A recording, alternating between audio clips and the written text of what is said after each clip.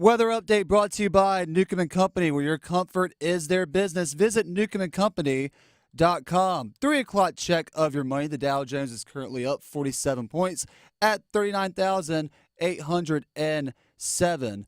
Market update brought to you by Habitat for Humanity. Habitat for Humanity Restore now selling brand new solid wood custom cabinets. Learn more at trianglerestores.org.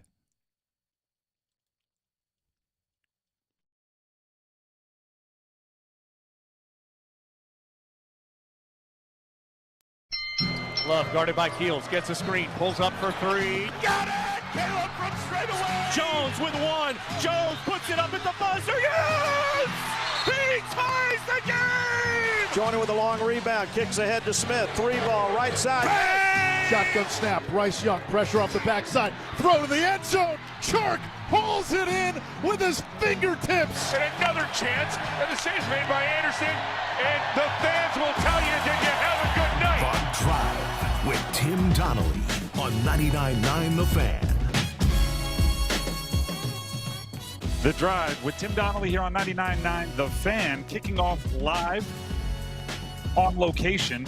We are out at the Carolina Ale House in Cary. They have a ton of Carolina Ale House. If you want to spend your time getting ready for tonight's Sweet 16 games with us, come check it out. Carolina Ale House in Cary. Of course, they have the Cheetos wings available in flaming hot or original. They have so many different options. Beer Fanatic. They have beers, pints, mugs, pitchers, buckets. Come find your new favorite. It's all Carolina Ale House. And today we'll be doing the show live from the Cary edition of the Carolina Ale House, and this will take you right up until the games pretty much get started tonight. We'll be on air until 7 o'clock this evening, so stick with us, and Dennis will be joining the show in just a few minutes. In the meantime, Graham back at the studio keeping us up and running, and we have to start with the wrong ACC team won last night. Now, wrong is mean to say to Clemson, but North Carolina lost.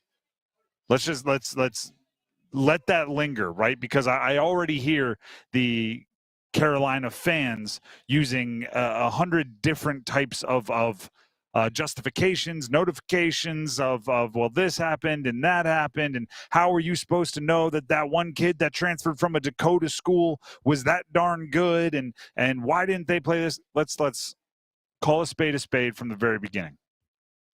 Carolina lost. Right, Alabama played better. Carolina was almost able to escape with one. They were almost able to steal one late, but it still would have been a game in which, particularly in the second half, Alabama played better. And even though there are a million reasons, there we go, as the PA just kicked on here at Carolina Ale House in Cary for those in attendance, even though there are a million reasons why the Tar Heels fell short, the spotlight is always the brightest on the best player, right? The spotlight is always the brightest, the most focused on the guy that has all the trophies. And that means there's going to be blame. There's going to be a zeroing in on RJ Davis, right? So the disappointment spreads amongst them all. Matter of fact, let's hear from one of those players, Armando Bacot, the legendary big for North Carolina, on just how disappointed he is with how the season ended. Yeah, I'm definitely hurt, and I think we all are a little shocked. We don't underestimate any opponent, and I think today, it was tough, but all year we play hard, and today we play hard, and they just made more shots than us, and it's tough. Losing is not the result we want, especially with just how talented we are as a team, and felt like we had a chance to win the national championship this year, but I wouldn't change anything that happened all year. It was a special year just with teammates, coaches. It was just for me personally, a restored sense of funness. Just my love for the game just grows so much. I'm gonna miss everything about just being with this team, the coaches. I've been knowing this is the last time I'll play for them. It definitely hurts.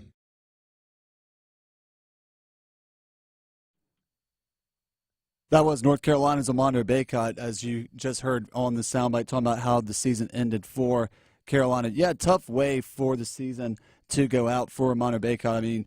Tim and I have both been talking, who's at the Cary location, about how this season has been really, it felt like it could have been championship or bust. And for North Carolina, did their hardest, but give credit to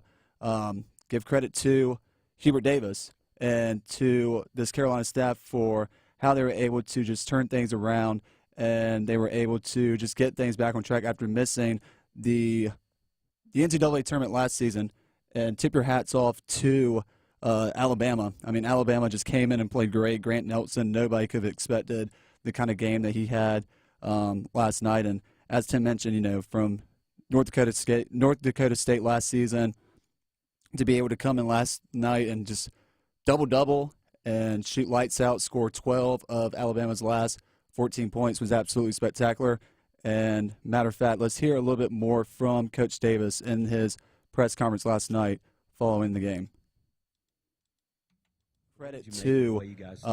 Give credit to Hubert Davis and to after halftime, and that seemed to be a factor. Yeah, I thought in the second half we came out a little flat, but I mean, like Cormac said, they got a lot of rebounds. We knew coming into the game they shot a lot of threes, and it would lead to a lot of long rebounds. So I think me personally, I didn't do a good enough job just boxing out and coming out with more intensity, especially coming into the beginning of that second half, because we knew they would come in and try to come back and come fired up. But I mean, I think at the end of the day, it just boiled down to them just making more shots than we did. Do we have any other questions? Yeah, so that was Armando Bacot, as you just heard, talking about the disappointments of the losses. Paul Ihander's in the studio with me. Paul, I mean, we kind of talked about this morning on Next Up that you can listen to right here on 999 The Fan. Your observations of the loss from Carolina last night. Well, it was a tough one. We all know this, but it wasn't about this team not going toe-to-toe. It wasn't about Carolina not trying to, outdo or outplay or whatnot. There was a chess match that was had. And last night, Nate Oates had more of an opportunity to play chess than Hubert Davis. Yes, it sucks. It's terrible for Carolina to have to go out like that based on the expectations, based on the hopes, based on what needed to happen in a game like that. But ultimately, you chalk it up to disheartenment, not disappointment. Disappointment in the fans, so to speak, where the fans, again, you ride high, you have your hopes, you fly out to Los Angeles, or you're here in the Triangle somewhere in Chapel Hill and you're watching on your big screen TV or whatever it is, and at the end of that thing, you just kind of go, was it our best effort all year long? Yeah. Did we have a championship team? Yeah. Did we have championship aspirations? Yeah. But in the heat of the moment, at the end of the day, when you're looking at a team like Carolina going up against an Alabama team who was well prepared to keep the pace up and push things going on, because there wasn't a lot of defense in that one, this is unfortunately the land and the landscape that we live in. Someone has to lose. Unfortunately for Heels fans, it was them. Tim and Dennis hanging out at the Carolina Ale House in Cary. Looks like we've reestablished some connections with them, so we got a full team working for you today. Guys, let's jump back at you. You guys look like you're back in place, and people behind you. Hopefully no one's thrown any food at you there at the Ale House in Cary. Not yet. We appreciate the pinch hitting there, Paul. Sure. And it's kind of along the lines of what you were saying, right? It's did you win? No. Are you proud of the effort this year? Maybe, but when you're a team like North Carolina, it is kind of pass fail. Players with so much experience and so many accolades, and you have a team that at least two of your main guys have made it all the way to the national championship in the past. When it's pass fail, you have to acknowledge when it's a fail. So we'll try this one more time, and I'm not sure how much of this was heard earlier, but I do think the spotlight is going to shine quite brightly on R.J. Davis, and when you go 0 for 9 from 3 and you've made at least 1 3 in every game this year and you're the ACC Player of the Year, you understand what comes with the territory. So when we come back, we'll take a quick break here. When we come back, we are going to dive into some of the causes for that Carolina loss and get you set for the Sweet 16 games coming up tonight, which obviously should be very exciting and hopefully a better result for some of the ACC squads. Hey, Dennis Cox here real quick to my friends over at Law Tigers. By the way, 1 week from today, they're giving away. The Law Tigers, that is, along with Tobacco Road, Harley-Davidson, Shiny Side Paint, and your Carolina Hurricanes, because they've all teamed up together to give the ultimate Canes fan a custom Hurricanes 2023 Harley-Davidson Softail motorcycle. Like I said, 1 week from today, April 5th, the bike's going to be given away. So if you haven't registered yet, you need to go to caniacsbike.com. Again, that is caniacsbike.com for your chance to win this custom painted beauty of a bike. Again, you got to go to caniacsbike.com. By the way, if you win the bike, we'll ride together. I'll be on my own bike, Tim, because your boy just bought one today from Tobacco Road Harley-Davidson. I can't win the Canes custom bike, so I had to get one of my own. Law Tigers, North Carolina's motorcycle lawyers. Law Tigers is a network of independent law firms who are members of the American Association of Motorcycle Injury Lawyers. Law Tigers is not a law firm. When we come back, RJ Davis got some explaining to do. Hello, I Love Lucy shout out there. North Carolina State Marquette. Much more coming up next.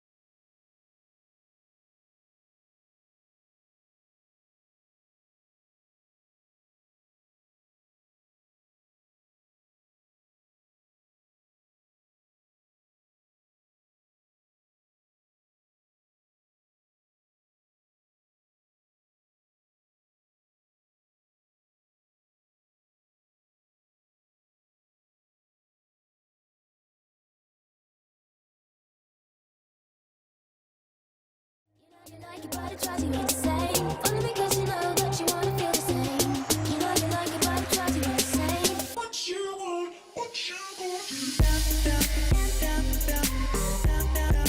Drive with Tim Donnelly, 99.9 The Fan. Once again, live from the Carolina Ale House in Cary. We'll be here for the next 3 hours and 45 minutes at least. We'll be live on air. Yeah. 3 hours and 45 minutes here at the Carolina Ale House in Cary. Plenty of time for you all to clear your schedule, make it on out here, say hi, talk some sports, talk some college basketball, talk some hockey with us, get yourself some delicious food, some delicious drink, and get situated for the games coming up tonight. Also, when we do the numbers game later on today, we're taking contestants that are actually here at the Carolina Ale House. So if you want to play numbers game, you got to get here. You have to be here. 5:30. It's going to be a new twist on the numbers game, which we play every day about 5:30. In the meantime, that first segment, we had some technical issues, right? We're out of the studio. It had to be wildly frustrating for Carolina fans. We were finally going to get to vent. We were going to finally get to, right, it's been a day. You got to sleep on it. We were finally going to get to dive into some of the causes and the bad luck that led to North Carolina's season ending against Alabama. And then right as it happens, it's like, oh, where'd they go? Oh, here's Graham, here's Paul, here's Tim.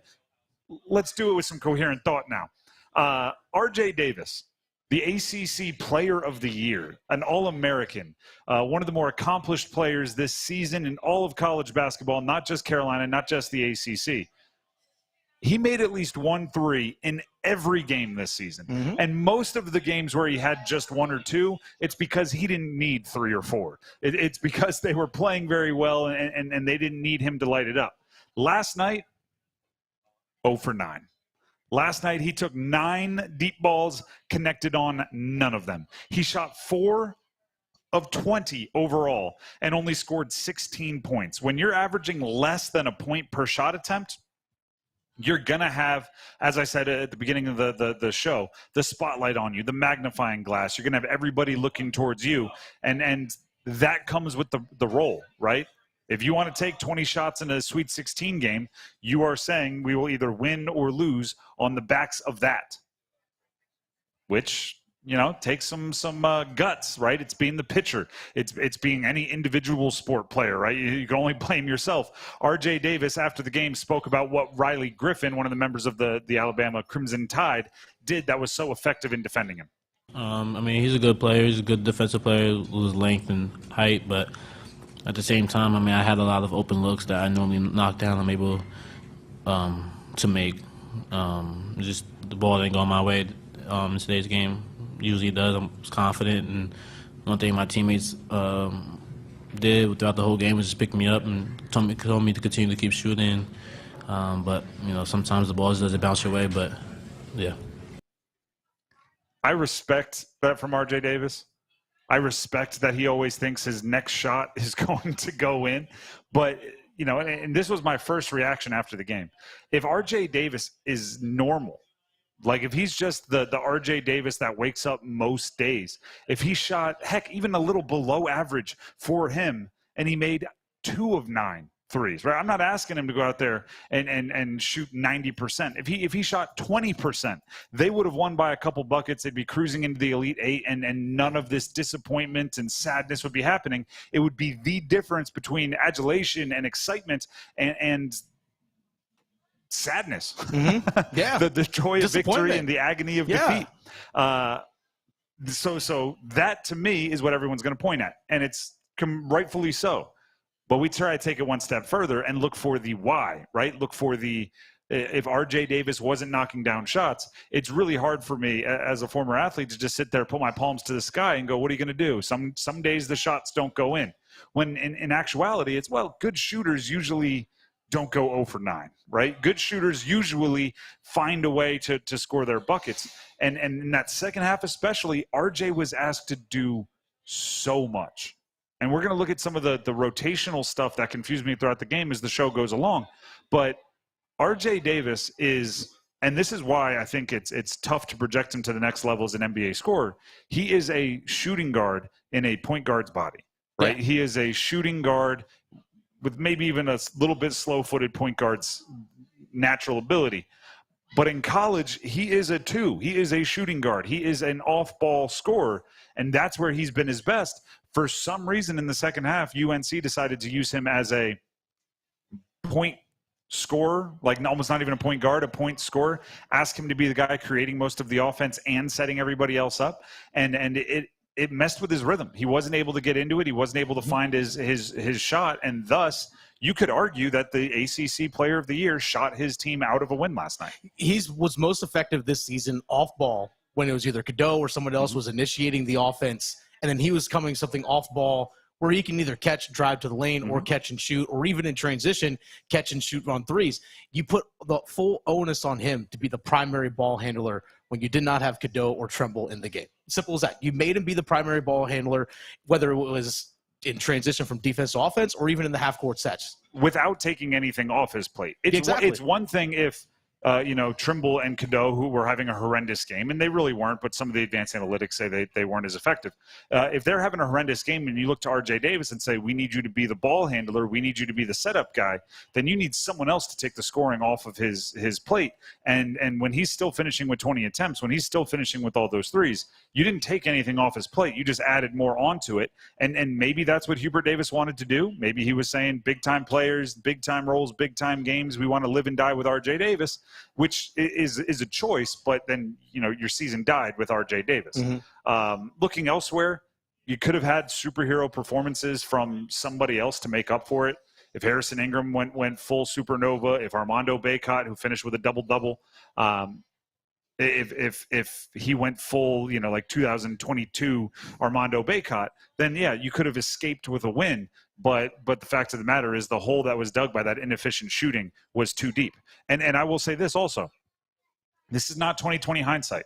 Yesterday on this show, right after the numbers game, so about 5:40 if you were listening, I said that the number one thing I wanted to see from Carolina, it wasn't even from RJ Davis, was RJ Davis had to shoot a better percentage than Mark Sears because they're the offensive engines, they're perimeter players. They both are going to get their 16, 18, 24 points, whatever it is, regardless, or as many shots as it takes. I said whichever one shot the highest percentage, that would be the canary in the mine, the indicator that their school was playing the best, their team was playing the best. Sears shot about 50%, RJ Davis shot about 20%, and that right there explains the game. So this isn't me, retroactively trying to blame a player. I think there's blame that goes around to everybody. We'll get to the blame that needs to go to the coaching staff. Harrison Ingram deserves some for maybe not being that supernova we were talking about. And Cadeau and Trimble, they weren't really given a chance to affect the game in the second half. So there's blame to go around. But yesterday before the game, I'm going to stay consistent after the game. I think the biggest difference was the main scorer in a high-scoring game for UNC was inefficient, while the main scorer, who actually wasn't even the leading scorer, but the main scorer throughout the season for Alabama in a high-scoring game was more efficient. And in a game that close, that can be all the difference. And the thing is, when RJ Davis was being that primary ball guy, you could tell everyone else on the court became more stagnant because everything initiated with someone else, or even for RJ Davis, everything was initiated by someone else. When RJ Davis, it was like head down, I have one focus and go. And that's his MO. Like that's been his thing this year. I think it was also proof yesterday that Caleb Love and RJ Davis on the same court on the same night generally do not work together. It was flashbacks of a year ago for a lot of UNC fans. Caleb Love, everything I just said about RJ Davis, you can apply to Caleb Love in Arizona. Including the 0 for 9 from behind the, the three-point line. Literally everything. Maybe not 4 of 20 exactly, but all of the vibes I just said about RJ Davis, you could say about Caleb Love in Arizona. And both will be watching the Elite Eight as Clemson is the ACC representative that moves on. The wait is over, everybody. I'm Tim Donnelly. I want to tell you about my friends, my partners over at DraftKings Sportsbook, an official sports betting partner of NASCAR. They are now live in North Carolina. Now you can bet legally on all your favorite sports anytime, anywhere, right here in North Carolina with DraftKings. And for a limited time, new customers who sign up with promo code TIMD, that's TIMD with no spaces, and bet $5. Once you bet your first $5, you will receive $250 instantly in bonus bets. We're sitting here, we can watch all of these different games, right? You can bet on the women's tourney. You can bet on baseball, which is now being played. You can bet on hockey, which there's going to be a bunch tonight, and there was last night. You can bet on the men's tourney. You can bet on everything. Go in there, look through all of the different tabs, find the bets you like, and check it out. Download the DraftKings Sportsbook app now using code TIMD, that's TIMD, with no spaces, and bet $5 to get $250 instantly in bonus bets only at DraftKings Sportsbook with code TIMD. The crown is yours. Gambling problem? Call 877-185-543 or visit morethanagame.nc.gov. 21 plus, North Carolina only. Bonus bets expire 168 hours after issuance. Deposit and eligibility restrictions apply. Terms at DraftKings.com/sportsbook/NC. NASCAR is not a sponsor of this promotion and used under license. When we come back, we're going to hear from, let me make sure I get this right, the timing. We're going to hear from Chris Lee, WRAL sports reporter. He is in Dallas, the site for the NC State game coming up later tonight and the Duke game. So we'll get the on-site report from Chris Lee coming up next right here on The Drive.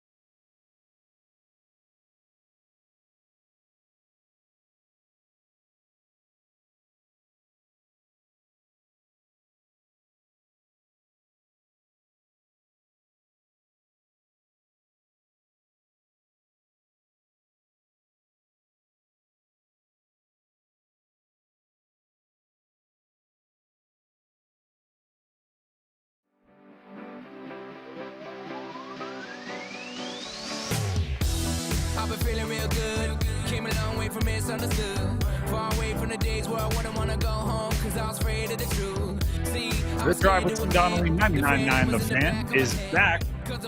We are live here in Carolina Ale House in Cary, which is where we're going to be for the entirety of the show. One thing I like to do when I'm at a situation like this, an establishment, is do what I call a TV test, right? Because if I'm going to be at a place, or I'm going to commit to a place for watching sports that I care about, I need to make sure I have every angle, right? No matter what's seat at the table I'm sitting at, no matter which way I'm facing, it needs to be a bunch of TVs. So from where I'm sitting right now, they have a setup kind of up against one of the windows. I have 1, 2, 3, 4, 5, 6, 7, 8, 9, 10, 11, 12, 13, 14, 15, 16, 17, 18 televisions that I can see. Like, I can tell what's on them from where I'm sitting right now, from different parts of the bar. You can probably add or subtract a couple. If you're outside, might be a different vibe.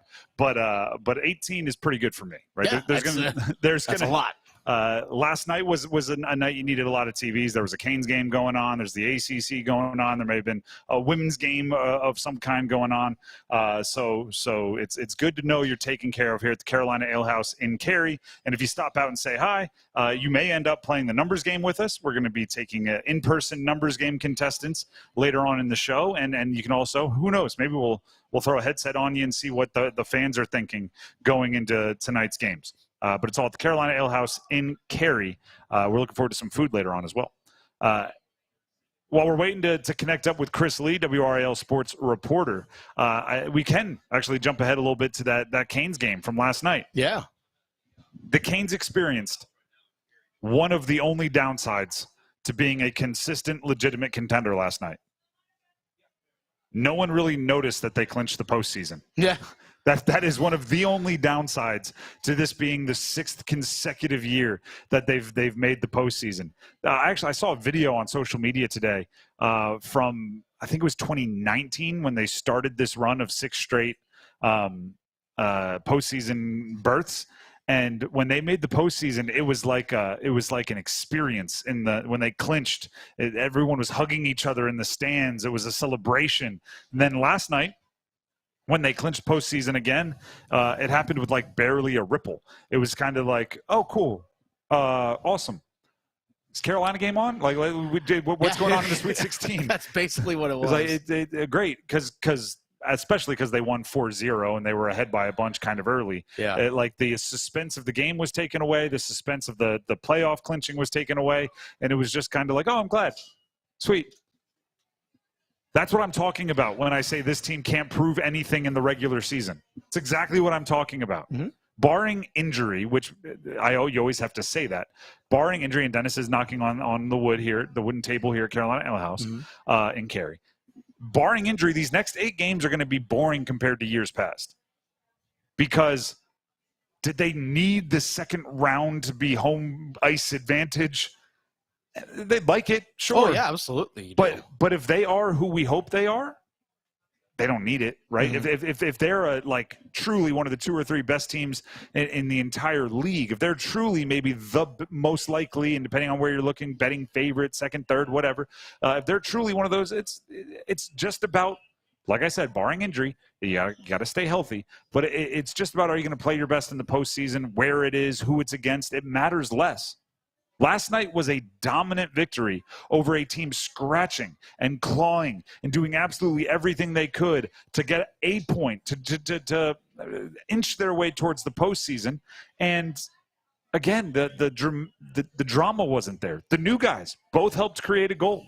Gensel had a billion chances. 2 off the pipe. And ended with an assist. Kuznetsov ended with an assist. Freddie posted another shutout. Mm-hmm. It's, like I said, it's very much getting close to where Freddie Day is going to be a holiday, where you see someone wearing a Canes hoodie out and about, and you know Freddie Anderson's going to be in goal that day. Hey, happy Freddie Day. Like, he's becoming that level of a goaltender. I mean, over 95% save percentage since he's been back from the blood clotting issue. Everything I just described is wildly exciting, and yet there was a ho-hum nature to the reaction, especially with the playoff clinching, where it's like, all right, cool. If it was either going to be this game, next game, the next game, they're going to clinch at some point. Everyone has seen everything they need to see from this team. It's about the postseason now, right? They've proven everything they need to prove in the regular season.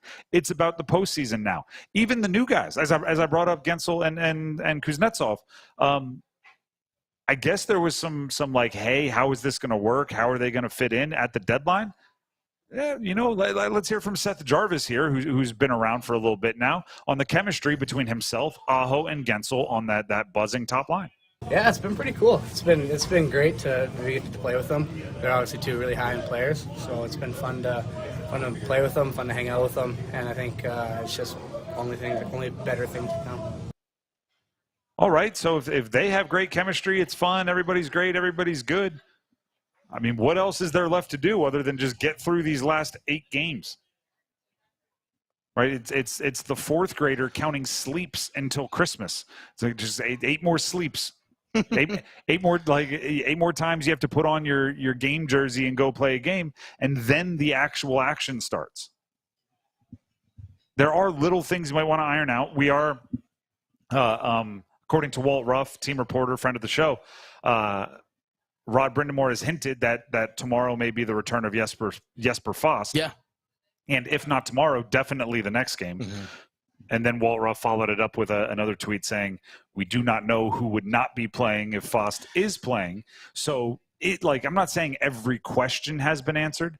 I'm just saying all of the important ones pretty much have been proven enough that you're not going to get your juices flowing in any direction too aggressively in these next 8 games of the regular season. You already know what your top line is.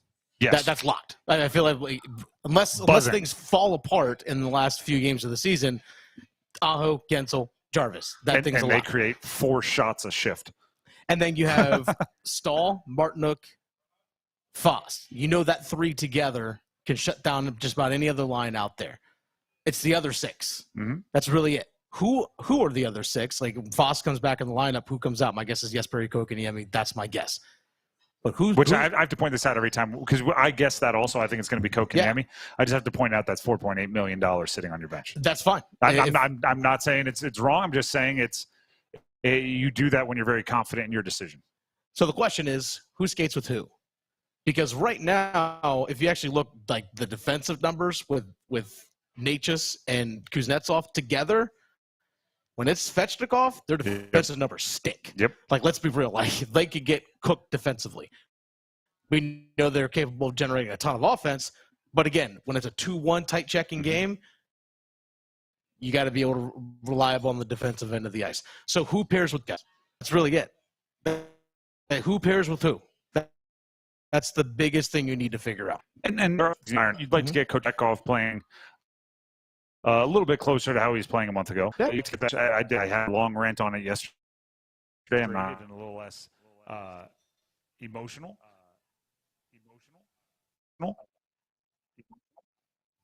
But in the meantime, sorry, I just had a weird blip in my headphones. I was hearing my own echo, and I thought I was hearing voices. But you want to iron those things out. But for the most part, I think last night's reaction was a very, very good sign for the Canes. It's also one of the only downsides to being as good as they are, which is you clinched the postseason for the 6th consecutive year, and instead of being met with a parade, instead of being met with and that's a metaphorical parade, not an actual, instead of being met with massive applause, it was mostly met with, well, yeah, that's what you're supposed to do. It was mostly met with, yeah, you're one of the best teams, and you want us to get excited about that. It's a little less I'm trying to think of the right word. Satisfying. A little less satisfying. By the way, we have an update. Chris Lee, WRAL sports reporter, who will be joining us from Dallas.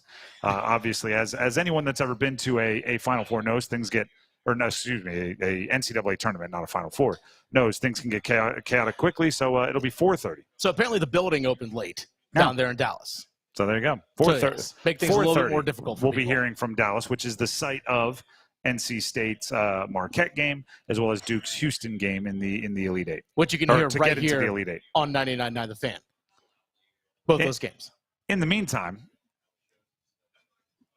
I need to make sure something that this is like a pet project, a passion project for me. Okay. This is something that I might go door to door, table to table around here at the Carolina Ale House in Cary, and like, knock on doors. Like, do I have your vote? UNC lost last night. Mm-hmm. Do not let anyone take a victory lap on the ACC. I want to bring it up because Seth Davis is someone who I have called out, right, for being anti-ACC. Mm-hmm. And I just clicked on the wrong Seth Davis. Seth Davis. Seth Davis of CBS Sports. I've called out for being anti-ACC, and I feel like we've built a pretty good argument against him. After last night, he decided to get snarky. Was this right after the Clemson game? No, this is right after the UNC game. Okay. We'll get there. After UNC lost, Seth Davis said, ACC regular season champs lost to the SEC's third best team. The ACC's third place team lost in the final four, the ACC's third place team lost in the first four by 25 points. He's talking about UVA there. Is the ACC still underrated and disrespected? Narratives are hard. The NCAA tournament is a beautiful mess. It's why we love it. Let's just enjoy it. Obviously saying everybody, including us, that championed the ACC as one of the premier powerhouse conferences because they had 4 of the 16 teams in the Sweet 16, despite only having 5 in the NCAA tournament, he's now saying, like, oh, are you not going to use the results to make your argument now? What he failed to understand is last night is why you can't disrespect the ACC. It is why the ACC is legit and deep and powerful. Because UNC was the regular season champ, and they were a number 1 seed, and they were the team that most people had bet on to win it all. And they did lose a game in a heartbreaking way that I don't think they should have lost if they played their best basketball.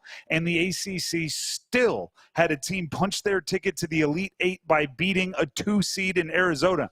Clemson, a 6 seed, beat 2nd-seeded Arizona after beating 3rd-seeded Baylor in the previous game. The ACC doesn't only depend on their blue bloods.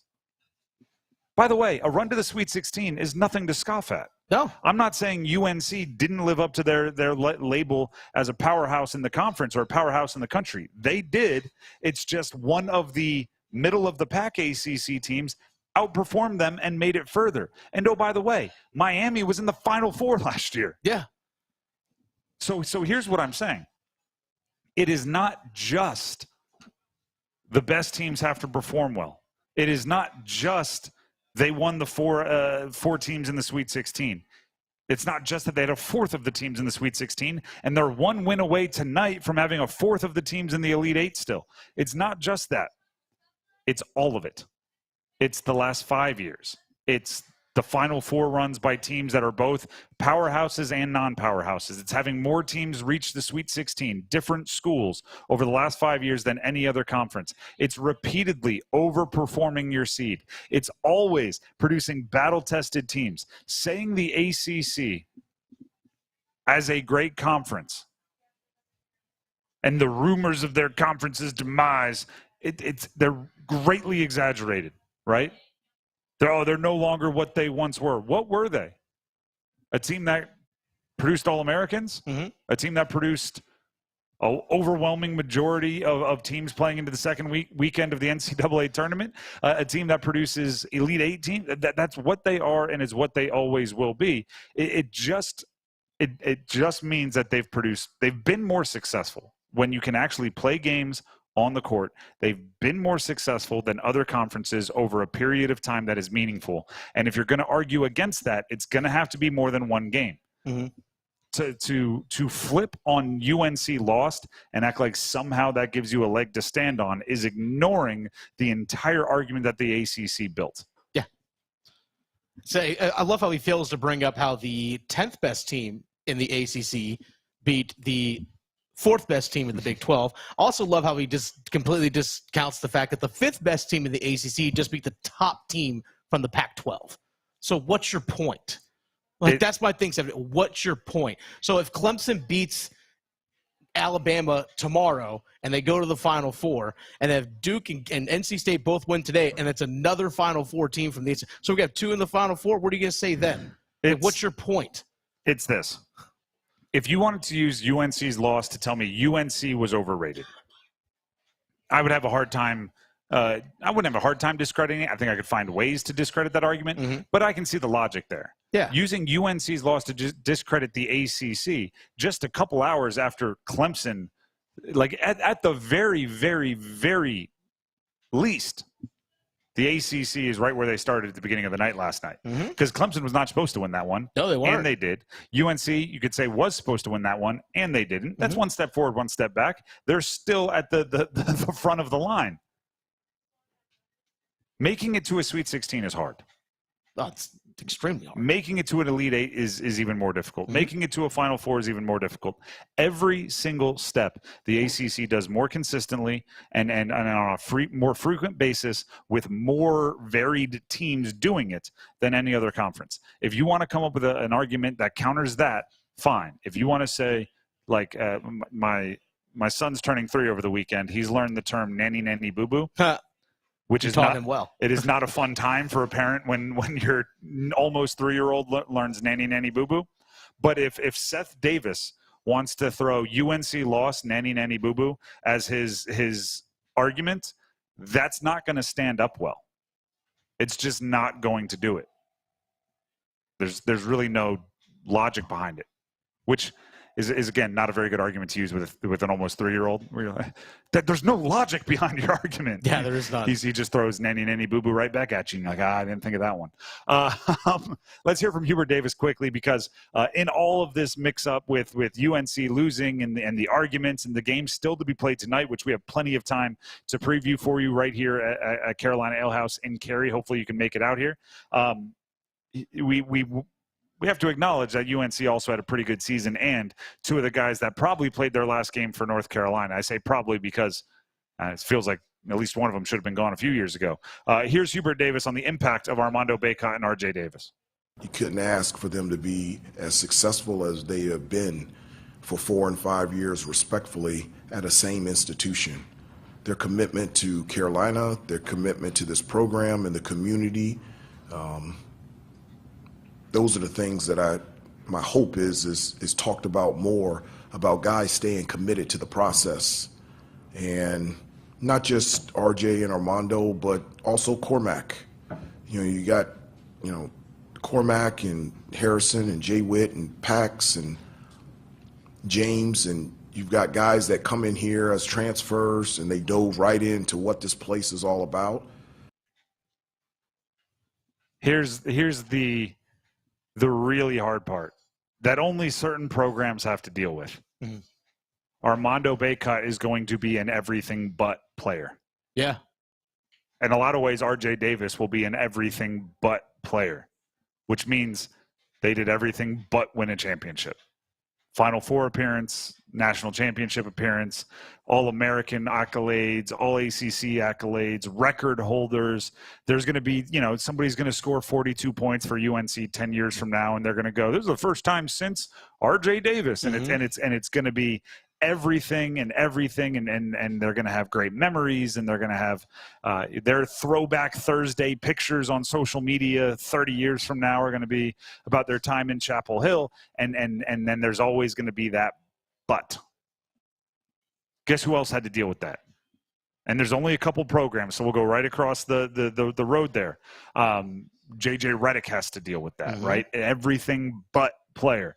Just today I saw a foolish account on social media, which is the only way to describe it, but it got my clicks, so maybe it's not as foolish. It was more tempting than I could resist. There was a foolish social media account that ranked the 100 best college basketball players since 2000, so this century. And they had number 1 as JJ Redick, number 2 is Tyler Hansborough. Guess what you think most of the Carolina fans were saying in the comments? They never won a title. How is Redick? He never won a championship. Yep. And it's always, I always warn people when they use those types of arguments, because any list right now that Bacot or Davis are on, I'm not saying either of them are near Redick and Hansborough. Let's not get carried away. But anytime they are in an argument, you've already given the ammunition to your opponents by going, remember what you said about Redick? Emphasize it times 2 for Armando Bacot, because he doesn't have a wooden award either. So it's I can put everything into perspective, and I actually think that's something that we take pride in here at the Drive with Tim Donnelly, which is we're going to defend the ACC right up until they're indefensible. We're going to defend the ACC right up until there's a good argument made against them. We are going to honor the great players for different programs, the Baycotts and the Davises, right up until you get to the part of the resume where maybe they aren't as prolific. So I will defend those guys right up until they get in the mix with the other greats of all time, because that's where you're an everything but player. And there are some out there, Hansborough being one of them, who is an everything with no buts, right? He is an everything and then some player. So, we had Marcus Ginyard on the show, who played with Tyler Hansborough, Tyler Lawson, and a bunch of Ty Lawson, a bunch of the greats in Carolina. And I asked him where Baycott and Davis stood up. This was before the game. And he was like, oh, they're right at the top. Their accomplishments and everything. And, if we had more time, I would have said, yeah, but what do they need to do to get on that top list? Now, here's the thing. RJ Davis can still come back. He still has a year of eligibility because of the COVID year from his freshman year. So he can still come back and play this upcoming year if he wants to. If he wants to put some records, whatever he wants to do. So he still has that chance. Baycott no longer does. Baycott, no.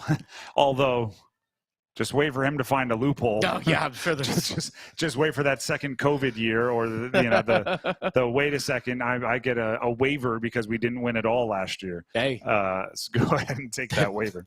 That's only half a joke. He's been in college for a while. Cormac Ryan will be back, I'm sure. We'll find a seventh year. He'll transfer to another program. The Drive with Tim Donnelly, 99.9 The Fan. We are live at Carolina Ale House in Cary. Stop out and say hi. Are you a beer fanatic? How about you come out here? Carolina Ale House has beers available. We're talking pints, mugs, pitchers, buckets, everything. Come find your new favorite and enjoy it, and then chat with us during the commercial breaks. Hey, Dennis Cox here with my friends over at Underdog Sportsbook. As you all know, sports betting, it's alive and thriving here in the state of North Carolina. But guess what? You could get in the game. This is where Underdog Sportsbook comes in. They've actually worked really hard behind the scenes to create a sportsbook app using their own technology to cater to you, the sports fan. It's a simple, fresh experience. It's very straightforward on how to use the app, where to go to find stuff. So if you're looking to get on the action with college basketball tonight, you can do your prop bets, do your parlays. Major League Baseball's full go. Heck, if you want to go in on the NBA, they got that for you too. And that's something that I actually found with Underdog. Every time I use it, it's simple and easy. That's the best part. It's simple and easy to use. I know a lot of people sometimes will open up a sports betting app. They're like, I don't know where to go. Underdog makes it simple and easy to follow. That's the reason why Underdog is my choice when it comes to sports betting. Simple for you. Download the Underdog Sportsbook app on iOS or Android. Sign up with the promo code Dennis and use your first bet mulligan, which returns up to $1,000 as bonus funds if your first bet loses. That's Underdog Sportsbook. Promo code Dennis. Must be 21 plus to gamble and present in North Carolina. Gambling problem? Call 1-877-718-5543 or visit morethanagame.nc.gov or call 1-800-GAMBLER. Terms, conditions, and restrictions apply and can be found in the Underdog Sportsbook app. The Drive with Tim Donnelly, 99.9 The Fan. We have football at 4 coming up next, and I'll just give you a hint. I'm going to use football at 4 to teach football lessons to one of the players on Duke that's going to be playing tonight against number 1 seed Houston. Okay. Football at 4 coming up next.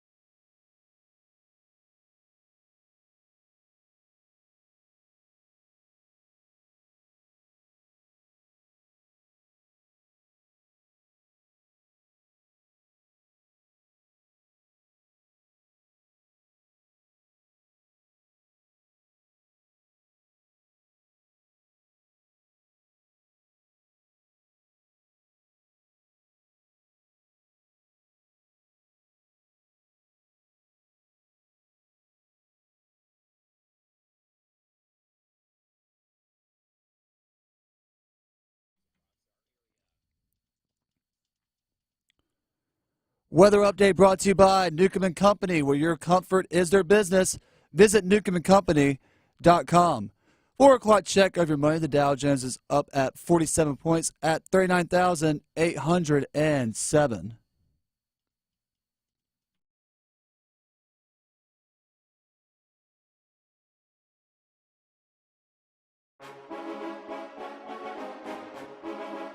Let's move the chains. Time for football at 4. The Drive with Tim Donnelly here on 99.9 The Fan. I'm Tim Donnelly alongside Dennis Cox. We are at the Carolina Ale House in Cary. If you want to make your way out here for some wings, some appies, some drinks, you might even want to try the Cheetos wings at Carolina Ale House, available in both Flaming Hot and Original on wings, zingers, and sandwiches. So you get the Cheeto flavor on some of those other options. So it's all at Carolina Ale House, and we will be here in Cary leading you up to the games tonight. One of the games tonight is the inspiration for our football at 4. So let's just let you behind the curtain a little bit on our radio planning. Football 4 is something we do. 4 o'clock, you can set your watch by it. We're talking pigskin. But on a day like today, the Sweet 16's going on. We had UNC play last night. We have Duke and State playing tonight. Canes played last night. Canes are playing tomorrow. It's kind of a lull in the football calendar a little bit before the draft stuff really kicks off in less than a month. So I'm struggling with it. And then I'm listening to a podcast or an interview with Tom Izzo right after they got eliminated from the tournament. So they're done, Michigan State. And Tom Izzo says that early in his career, he doesn't think you could get away with it anymore. But he used to have his players learn how to rebound in football pads. Interesting.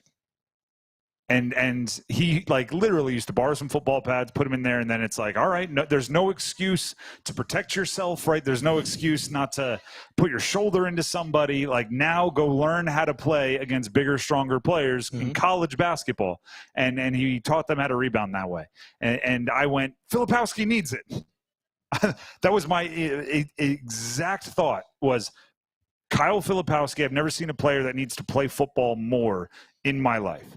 Right. And there's a meme that gets passed around every summer camp. And it's funny. Right. It's all the drills that I played college football that everybody my age did in Pop Warner growing up. All of the hitting drills, the Oklahoma drills, the bull in the ring, the gauntlets, the things that you're not allowed to do anymore. Yeah. There's a picture of a kid getting ready to do bull in the ring. And the caption just says, this drill made a lot of basketball players. Yeah. Which is basically saying the physicality scared away somebody that wanted to play football, and they turned into actually, I'm only going to play basketball. They turn their pads in the next day. I'm be in the gym shooting and getting ready for next winter. Free throws are a lot easier. and I always see that, and I laugh, I chuckle, because I remember that kid in high school, talked a big game, came out to the first day of summer camp, training camp, whatever it is, good in the where just helmets practices, good in the helmets and shoulder pads. The first day we put on the full gear and do some hitting, suddenly they're gone the next day. We all know that guy. But I never liked the turned it into basketball players, because my thought always was, no, basketball players have to like contact too. Yeah. Right? If you want a non-contact sport, go play an individual sport. Go run track. Go swim. Play volleyball. Put a net between you and the other team. Play baseball. If you want a no-contact sport, unless you're barreling into the catcher, go find a non-contact sport. Basketball wasn't that way. Kyle Filipowski, I know it would have looked ridiculous because I'm sure he was 7 foot in high school. He needed to be on the football team. He needed to wrestle. He needed to do something that would make it so he's a little bit more comfortable playing through contact. Because in so many cases, I mean, the defender should be nothing but a bug on his windshield. He should just be dunking and going, oh, did I get hit? Was that an and one? I didn't feel that. I thought it was a mosquito. The guy is 7'1", 7'2", massive, with moves, with agility, with skill. And against a team like Houston, I've said this all week, Houston is an unusual team. They are the number 1 seed. They are the best defense in the country, point blank. They are first in the country in fewest points allowed. They are first in the country in lowest field goal percentage allowed. That is about as good as you can do. They give up the most shot attempts and the fewest shot attempts and the fewest makes. But they have no one on their roster even listed as taller than 6'8". And if your tallest player is listed at 6'8", probably 6'6 3/4. Yeah. Filipowski is a legit 7-foot-plus player, 7'1". I don't care how good your defense is. He's operating in an airspace that is above yours. I don't care how good your defense is. He needs to be the player that, for lack of a better term, isn't afraid of contact. John Shire, his coach, was asked what jumps out to Shire about Houston's defense. Well, I think anytime you look at a really good defensive team, but for Houston, look,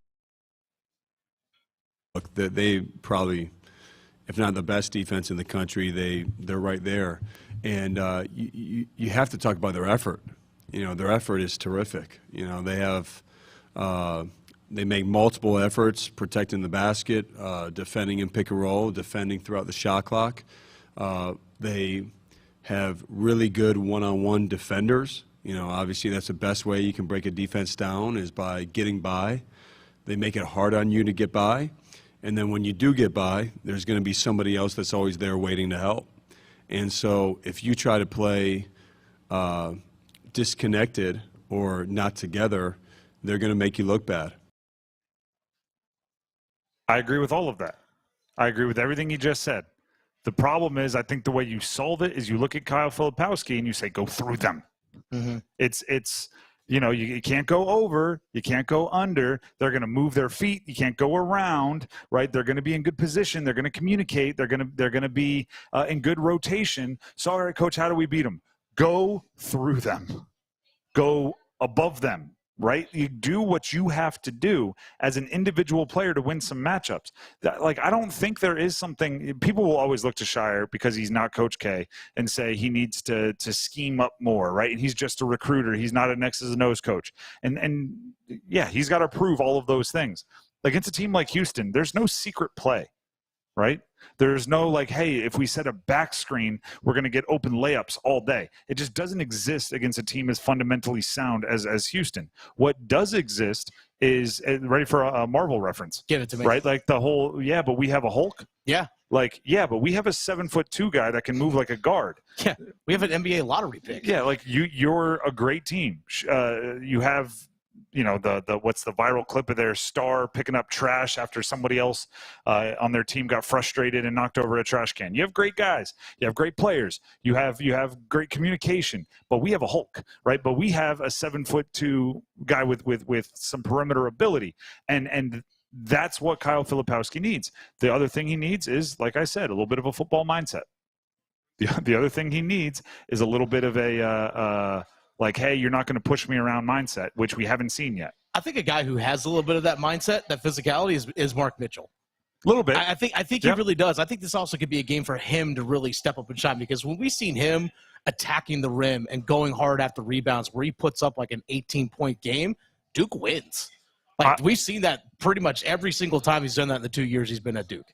I would there's a legendary story, and I think it was actually against Carolina. When Ewing and that Georgetown team was playing in the national championship against Carolina, where the 82, right? I believe so. Yeah. The Georgetown coaching staff told Patrick Ewing, don't let the first 5 shots go into the basket. I don't care if you goaltend. Yeah. Don't send a message, block all of the shots. Don't let them see it go through the hoop. I would almost go to Mitchell and Filipowski and say, your first 5 shot attempts each are dunks. Yeah. Like, I don't care if you get fouled. I don't care if you get a charge. Your first 5 shot attempts are dunks. I don't want a hook shot. I don't want a baby fadeaway jumper. I don't want a finger roll. Both of you, your first 5 shot attempts are dunks. Go to the line 2 or 3 times. You'll get 1 or 2 dunks, and it'll set the tempo. Like, you set that kind of deal here, because you both are, like I said, operating in airspace above where Houston lives, just off of your height and athleticism. And, of course, as I started this segment with a monologue about how we wouldn't have football news, this is a small amount of football news, so we'll work it into football at 4. Former Panther Hassan Reddick traded from the Eagles to the Jets. The Jets, okay. The Jets continue to go all in on this season. It is a third-round pick, sources tell Adam Schefter, that becomes a second if Reich plays essentially 2/3 of the playing time and has 10 or more sacks. If not, it's a 2023 third. Sorry, 2020. Must be a 2026 third. That's a typo by Adam Schefter, ladies and gentlemen. Okay. 2026 third. If it's not a that's funny. Yeah. If it's not. So we're going to give you our third-round pick from last year. Deal. The Panthers would do that. Yeah, they're sure they would. would. You want TJ Johnson? Are they offering that up? I'll give you last year's third. The Drive with Tim Donnelly, 99.9 The Fan. I want to tell you about my partners over at Window Nation. It's just at the end of March, right? And there's showers, there's flowers, there's wind this time of year, right? April showers, May flowers, that kind of stuff. But right now, what it also brings is a lot of time on the couch and a lot of time watching TV. And if you're like me, one of the things that I get very frustrated with during a game is glare on the television, right? Was he inbounds or out of bounds? I have no idea. I can't see the whole right side of my screen because there's glare. Get Window Nation out to your house. They can talk to you about tint. They can talk to you about how much UV light is coming through your house, which does help with the viewing experience, but also helps with your energy bill, also helps with your home's value going up, also helps with things like making all the rooms in your house usable and not 200 degrees. So give them a call. They'll come out to your house. They can do a free, no obligation quote, let you know how much it'll be, what it'll entail, as well as how much it can help with things like your energy bill. Give them a call, 866-90-NATION. That's 866-90-NATION. Or visit windownation.com to schedule. Right now they have a deal going on. Buy 2 windows, get 2 free. Plus, 0 down, 0 interest, and no payments for 24 months. So again, that number to call, 866-90-NATION, 866-90-NATION. We'll take a break. When we come back, we do have to get into a few things, including NC State versus Marquette. We haven't touched on it yet. We still have, by the way, we're going all the way to 7 o'clock today, live from here at Carolina Ale House in Cary. Mm-hmm. So we still have, just about 3 hours to dive into it, but we'll do the diving. We'll get into the deep end. NC State Marquette coming up next.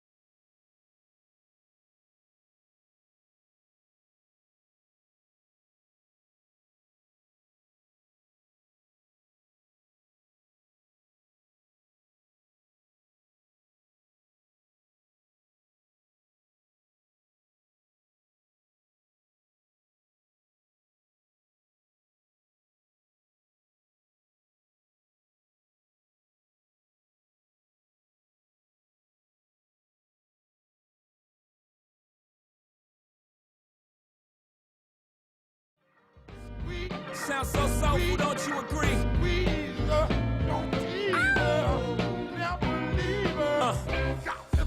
I invented sweat. Popping bottles, putting supermodels in a cab. Not here on 99.9 The Fan. Continuing from Carolina Ale House in Cary. Stop out, say hi, get some food. Get ready for the games coming up tonight. The game we are most close to, right? The game that's coming up quickest on our calendar is NC State, an 11 seed, the only double-digit seed still alive in the NCAA tournament, against second-seeded Marquette. This could easily, and I've had this conversation on Pack Therapy, which you should check out. It's our podcast for NC State sports. You can find it anywhere podcasts can be found, including our 99.9 The Fan YouTube page. NC State and Marquette could easily come down to which team does better on the defensive end against the other team's unique player. Okay?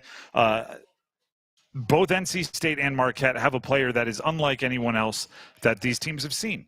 And I think everyone is very familiar in the triangle with DJ Burns. Marquette has Tyler Kolek, who is every bit as unique, if the complete opposite of what DJ Burns is. But the reason why I bring this up is one of my theories when it comes to the NCAA tournament, and it really started with the Syracuse 2-3 zone led by Jim Boeheim all those years. I actually covered Syracuse at a previous job for a while. And the joke was Syracuse was always on the bubble. The joke was Syracuse was always one of the last four teams, or first four out or last four in. But then almost every time they made it, they'd find themselves in the Sweet 16. They'd find themselves in the Elite Eight. They'd find themselves making a run. And I was trying to justify it because I'd watch them all season in the ACC, and they'd be going up against the Dukes, the Carolinas, the States, the Wakes, the Boston College. I'd watch them, and I'd go, I don't know, they're not that great. I don't know, they're nothing special. I don't see an NBA player. I don't see this player. There were guys I liked, but there weren't like a reason to expect them to do anything super special. And then it hit me. They're just different, right? That 2-3 zone was something that teams not in the ACC very rarely saw, right? You might see it for a couple of possessions, but you didn't see it being played as often or as well as Jim Boeheim and that staff played it. And so oftentimes I would, like, in my bracket, and I actually had some success with this, which, telling someone you had success with brackets is like, opening yourself up to be made fun of. Yeah. But I would just take Syracuse all the way until I had my bracket fit them facing another ACC team. Because I was like, oh, none of these teams know what to do. Oh, this team absolutely does, and they'll beat them. And it was just a unique thing. It's like playing a triple option team in football. It's hard like when you play Navy. Yeah, it's hard. One year I was the scout team quarterback when we were playing Navy. Let's just say, am not a running quarterback at that point in my career. I was looking at coach going, I'm not giving them a good look here. We're running a triple option. I'm a drop back passer. But that's just a side note story for another day. But it's you don't have, a week isn't enough to prepare for something unique that you've never seen before. So NC State, DJ Burns has benefited from that. These teams that aren't in the ACC, they can watch all the film that they want. You can't simulate it, right? You can't have like your biggest guy carry around 2 45-pound plates and grow 6 inches and it's like, all right, there's DJ Burns on the practice floor. You just can't do it. So the first time they see it is out on the court. Tyler Kolek is similar. It's a similar deal. Now, he's not as visually like you look at DJ Burns, you're like, gosh, I've never played against anybody like this. Tyler Kolek's like a 6'3" point guard. I've played against a billion 6'3" point guards. Yeah. But what he has is kind of that Steve Nash thing. And I'm not saying he plays that way, but maybe someone else did it before Steve Nash. I remember Steve Nash doing layups off the wrong foot, where, normally you jump off the left foot for a right-hand layup, and then he would, like, jump off the right foot early and, like, scoop it out way in front of him because he knew he was short and he couldn't jump, and he had to get it off. He had to get the shot off, so he would, like, the defense wouldn't have jumped yet because they were waiting for him to come back to his other foot. Kolek does a lot of that. He does a lot of, like, this is just awkward, right? If you're a defensive player, you build up certain expectations, right? everyone our age, and Dennis, I don't know if you were like, if you even played pickup basketball, you knew what was coming when someone hit the two big high dribbles with their right hand. You were about to get an Iverson cross. Yeah. It was just because everybody grew up watching the same player, and it was just doop, doop. You all right, here it comes. You know, try to get ahead of it as a defender. Kolek is the guy that's going to do, you know, two big dribbles with his right hand and then go right. And it's like, no, like he's just awkward. He's a southpaw boxer. He's a triple option team. And that is hard to game plan for. So it's kind of like exactly what I think NC State has benefited from so much.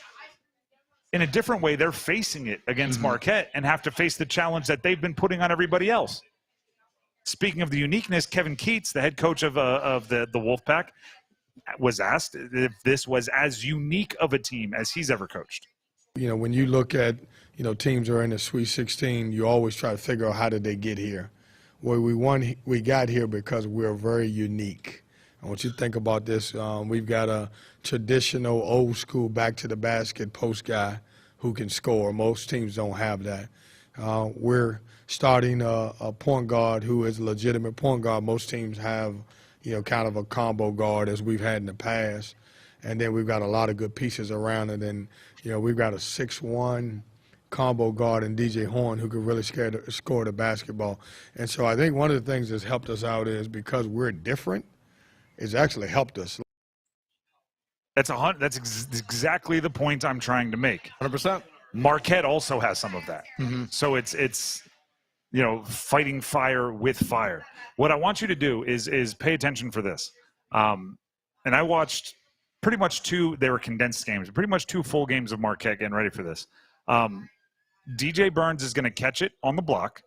He is going to turn over his right shoulder, so he's going to turn to his right, and he is going to use his left hand to either put it off the glass with a little hook, or if he's on the other block, he'll coming towards the middle of the floor, it'll be a hook shot in. And you'll see it 10, 15 times tonight. Oh, yeah. Tyler Kolek for Marquette is going to drive to his left. He's going to use his right shoulder to lean into the defender. He's going to extend his right arm. The defender, probably after the play, will look at the ref and say he pushed off. There will be no call. Nope. And then he is going to use the left hand and kind of that Steve Nash scoop up off the glass. And he's probably going to do it 8 to 10 times. They have these moves that they go to which seem like that's the move. That's all he's got. Yeah. Just stop him from doing that. But it's just not that easy. They get to their spots, and they're really good at it. People have been trying to figure out Alex Ovechkin on a one-timer on the power play for his entire career, and guess what you haven't done? Stop it. Yeah. So it's that same type thing. When you do something so well, you keep going to it, and people see it, but they still can't stop it. Simple as that. And the irony is both of these guys are not the leading scorers on their team. No, they're not. So Cam Jones is going to be a more traditional scorer for Marquette. DJ Horn is going to be a more traditional scorer for NC State. And they both need to get their shots off, and they need to do their thing. But the uniqueness of the two other guys, who I believe are, when they're playing their best, probably the 2 best players on their team. DJ Horn, DJ Burns, you know, I'll just say DJ is the best player on the team. But the uniqueness of it and how the other teams adapt to it, I think is going to be the difference in this one. If somehow NC State can make Marquette's unique player, Kolek, work a little bit harder, even if he has a success, work a little bit harder, I think that could end up being the difference. And the same is true on the other end. You have to try to stop DJ Burns. The Drive with Tim Donnelly, 99.9 The Fan. It's one thing, like you brought the analogy of, you know, when you face like a 2-3 zone like Syracuse used to run for a long time. It's like when you watch film or another team, like, man, they really play fast. So you actually get that on the floor or on the field with them. You're like, oh, they're different level fast. Like you see big from DJ Burns, but we actually stay next to him. You're just like, oh, because you've been in the locker room with staying next to DJ Burns, and it's kind of one of those things that I knew you were like a big dude. You're a big dude. And it's even for a guy like for Marquette or whomever they may face in the Elite Eight, whether it's Duke or Houston, it's going to be that same type deal. It's like, oh, okay. All right. I played college football, and I hear a lot of people talk about how big the offensive linemen are. I think basketball leads the league in, they're much bigger in person. Because Filipowski's that same thing. 100%. Filipowski is a lot bigger than you think. Football players have like slot receivers. So in the huddle, you have like a relative, right? Like okay, the slot he's 5'10". Okay, now that guy looks big next to the 5'10" guy. You get like an accurate judge for how big the line is. In basketball, there's times where like everyone on the floor is 6'5" and above, and Houston, like Houston, like a few teams, and it's like, oh, so that 7-footer does like the scale is all thrown off in basketball. DJ Burns is a big dude. He is. There's no other way to describe it, but like startlingly big when you interact with him. The size, but again, it's also the footwork and the nimbleness of his feet and just the touch that he has around the rim. Because when you see that too, like in person, you're like, well, that's better than like most like finesse guys. That's the uniqueness, is because so awesome that's exactly what it is. Because the uniqueness is when you see DJ Burns, you see the size, you're startled by it. You think like, I have to get into a deep squat. I have to get my forearm up, and I have to put all of my weight against him because he's going to use this power against me. And then as soon as he sees you do that, he's like, got him, right? Because now it's judo, right? Now it's using your own momentum to throw you across the floor as I'm spinning towards the bucket. That's part of his uniqueness, and it's why it's so difficult to simulate. And similarly, again, Tyler Kolek is hard to simulate. Kevin Keats, who we just played a clip of, here's another one of him talking about the challenge that not just the unique piece, but also Cam Jones, their leading scorer, presents.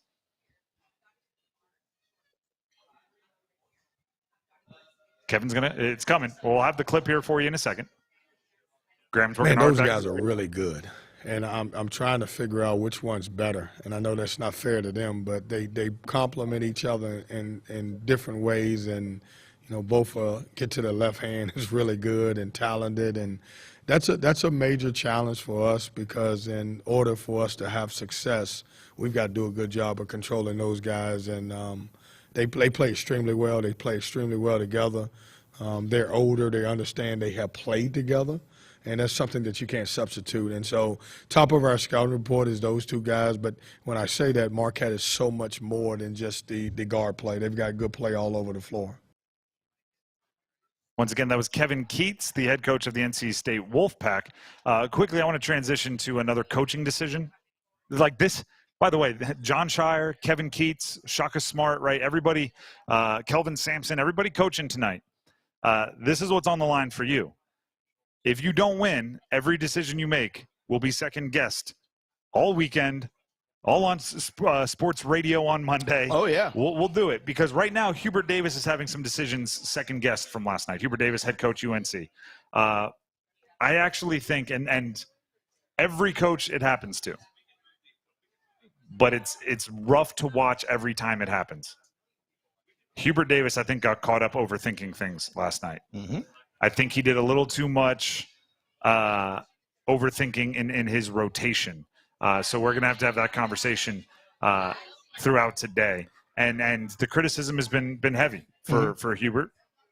The criticism has been aggressive. And I don't think it's a wholly unwarranted, although I do think there's a level you stop before. You criticize him for the decisions. You stop before calling for his job. I think that's fair. We'll come back to that, because right now we have Chris Lee, WRAL sports reporter. He is in Dallas, the location for both the NC State game against Marquette, which we've been discussing, as well as the Duke-Houston game.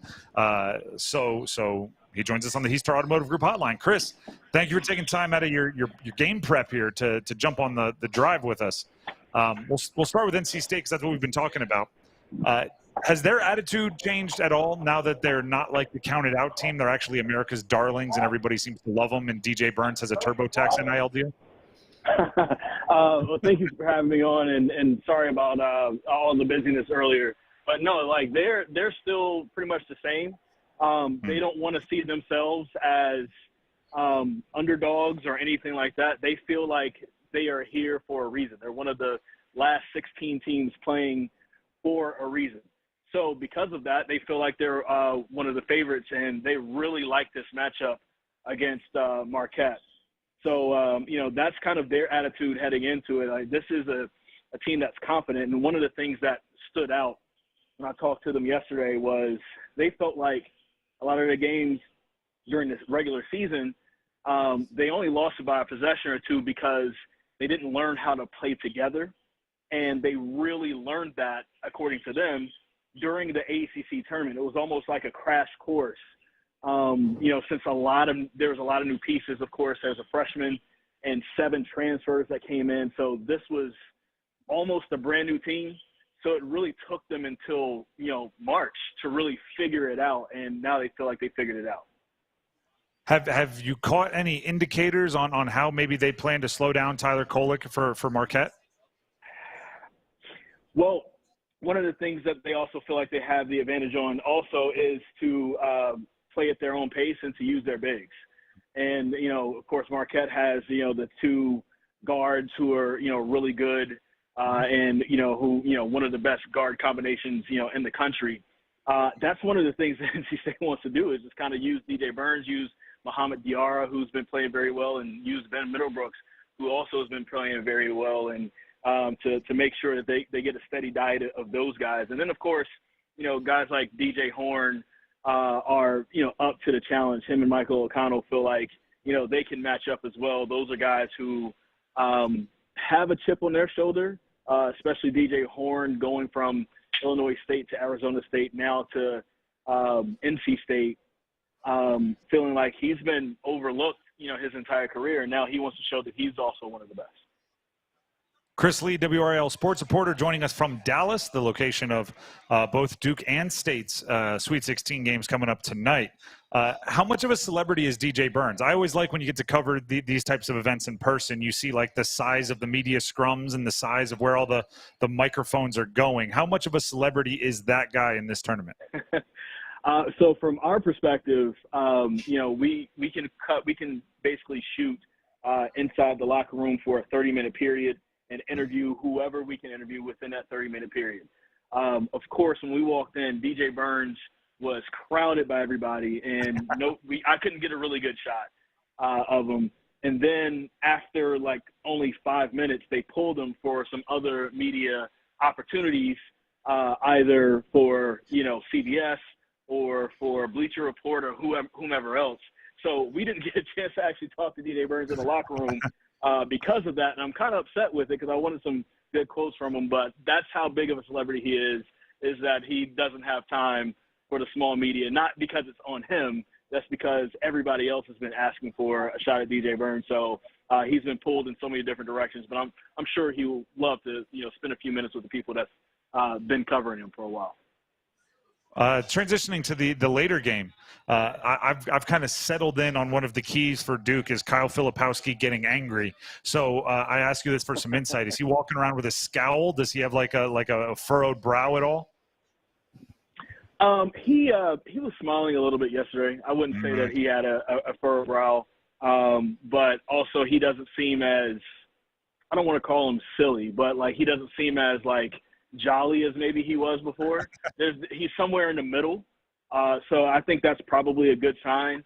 But one of the things that I kind of took away from talking to Duke was that, like, these guys, they know that they're a good team, and they know that they wet the bed against Carolina and against NC State a few weeks ago, right? So, like, that's one of their motivations. That those games themselves are out of their heads, but one of their motivations is like, hey, if you look at last week, when we play our game, nobody really can stack up to us. And yes, it was just Vermont. Yes, it was just JMU. But also there were people who were calling for upsets, from both of those teams because of how Duke was playing. And so they feel like they have some pretty good matchups tonight. Jarrett McCain getting some advice from his therapist saying that he's going to be like water and let the resistance flow off of him. And he feels like he can, get some open shots up against a really good Houston Cougars team. That's Bruce Lee, right? Be water, my friend. Am I right on that? All right. You can find inspiration anywhere. Is that when you're interacting with a Duke team? Is that everyone? I find them fascinating in their rotation. They essentially have 5.5 guys, depending on the game that they're depending on. With Caleb Foster's injury being done for the year, do they like line up on opposite sides of the locker room? It's rare to have a team where so few are really going to be dependent upon in a major way. Yeah, I think that's, traditionally with Duke, even before John Shire, when Coach K kind of got to this point, he was pretty much relying on 5 to 6 guys a lot of times, maybe even 7. But I think for Duke, they want to make sure that they're playing their game first and foremost. And then if they can get some extra input from somebody like a Sean Stewart or something extra from a Ryan Young, maybe even something extra from a TJ Power or something, if it comes down to that. They count that all as extra, and so you never know. Jeremy Roach, a couple years ago in the NCAA tournament, he was one of the guys that, with the Paolo Banchero team, he wasn't really known to really score a lot of the points, but it was down the stretch when Jeremy Roach was the one who was stepping up, taking Duke to the next rounds.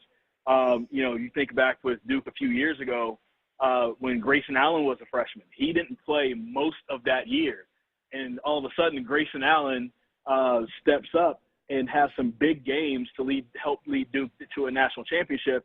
And he was basically that eighth guy on that team and barely played during the season. So there's some very interesting guys that's there and who are pretty much up for the challenge of helping Duke out. A great point. A few of those references on the money, as you usually are, Chris. Chris Lee, WRAL sports reporter, connecting with us from Dallas, the site of these Sweet 16 games coming up tonight. Chris, last question for you. The numbers are staggering. Houston is a defensive juggernaut. How does Duke discuss them when they're brought up in their media availabilities? Is it with, just explain to me how those interactions go. So one of the things that's been kind of interesting is, with what I was saying before, Duke saying they want to focus on themselves. That's really what they've been talking about. But when so John Shire is not really going deep into Houston, but, the players would talk about him a little bit more. And Mark Mitchell and Tyrese Proctor both said that they kind of remind them a little bit, and actually Ryan Young echoed this too.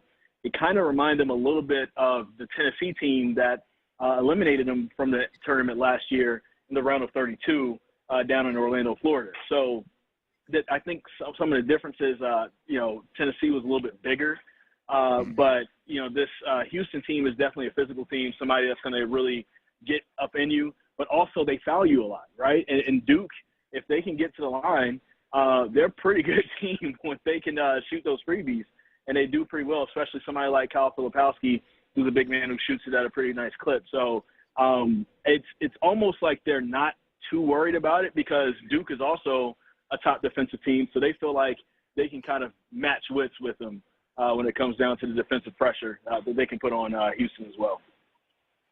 Chris, we appreciate all the work you do for us and all the coverage you provide. Enjoy the games tonight, and we'll follow along for the insight. All right. Thank you, man.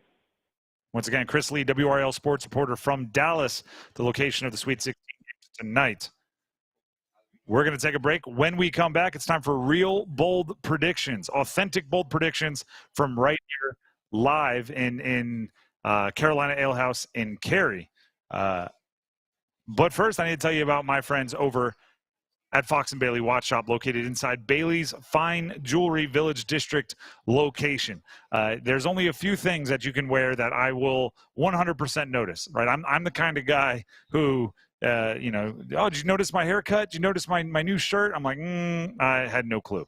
But if you walk in with a fresh new watch, pretty guarantee I'm going to ask about it. So Fox and Bailey can hook you up with that fresh new watch. And specifically, you want to have an eye-catching watch. What could be more eye-catching than a brand new Omega Speedmaster? They are a official retailer of Omega. Brand new Omega boutique inside Raleigh's Village District location of Bailey's Fine Jewelry. It opened in mid-February. It's the second largest Omega boutique of its kind in the entire country. And just to give you a little insight into the Speedmaster, in case you're not aware, it was launched in 1957, but it earned its space legacy in 1965 when NASA qualified it for use on piloted missions. It's been worn on the moon. It's been trusted to work on the moon during moon walks and landings and everything else. That's why they nicknamed it the Moon Watch. Check it out. It's all at Fox and Bailey's Watch Shop, Fox and Bailey Watch Shop, located inside Bailey's Fine Jewelry Village District location. Real bold predictions coming up next from right here live. Dennis and I will make the predictions. Graham will tell us if they're bold enough coming up next.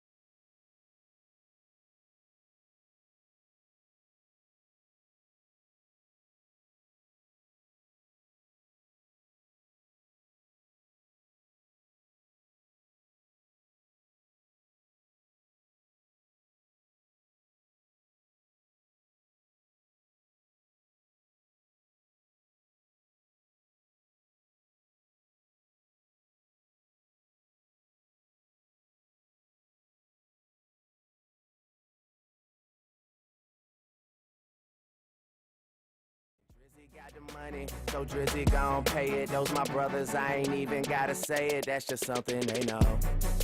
They know. The Drive with Tim Donnelly, 99.9 The Fan. Almost didn't come out of break this time because we're here live in the Carolina Ale House in Cary, and they're dropping food off in front of us. So both mine and Dennis's attention immediately goes like, I'm sorry, you said what about what dip? What fried? What burger? And it's all being dropped off right now. And it can be dropped off at your table as well. You just have to make your way out to Carolina Ale House in Cary. Service has been exceptional, and we are going to enjoy our commercial breaks for the next however long. Yes, we are, with this actually made in-house spinach artichoke dip. I love a good spinach artichoke dip. Tasty looking. Early in my relationship with my wife, we were like, well, let's always get the spinach artichoke dip, and then we'll rate them, and we'll decide which is the best. And then, a little while in, we're like, you know what? Let's just get whatever we feel like eating that day.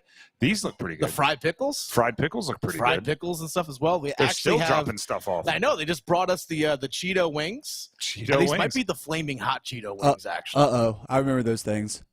Yeah, I got Graham. We've had these in studio before. They're pretty good. The flaming hot Cheeto wings as well. Also, Dennis turned into the food Vanna White for this. Hey, segment. you know what? My family watches a lot of Food Network.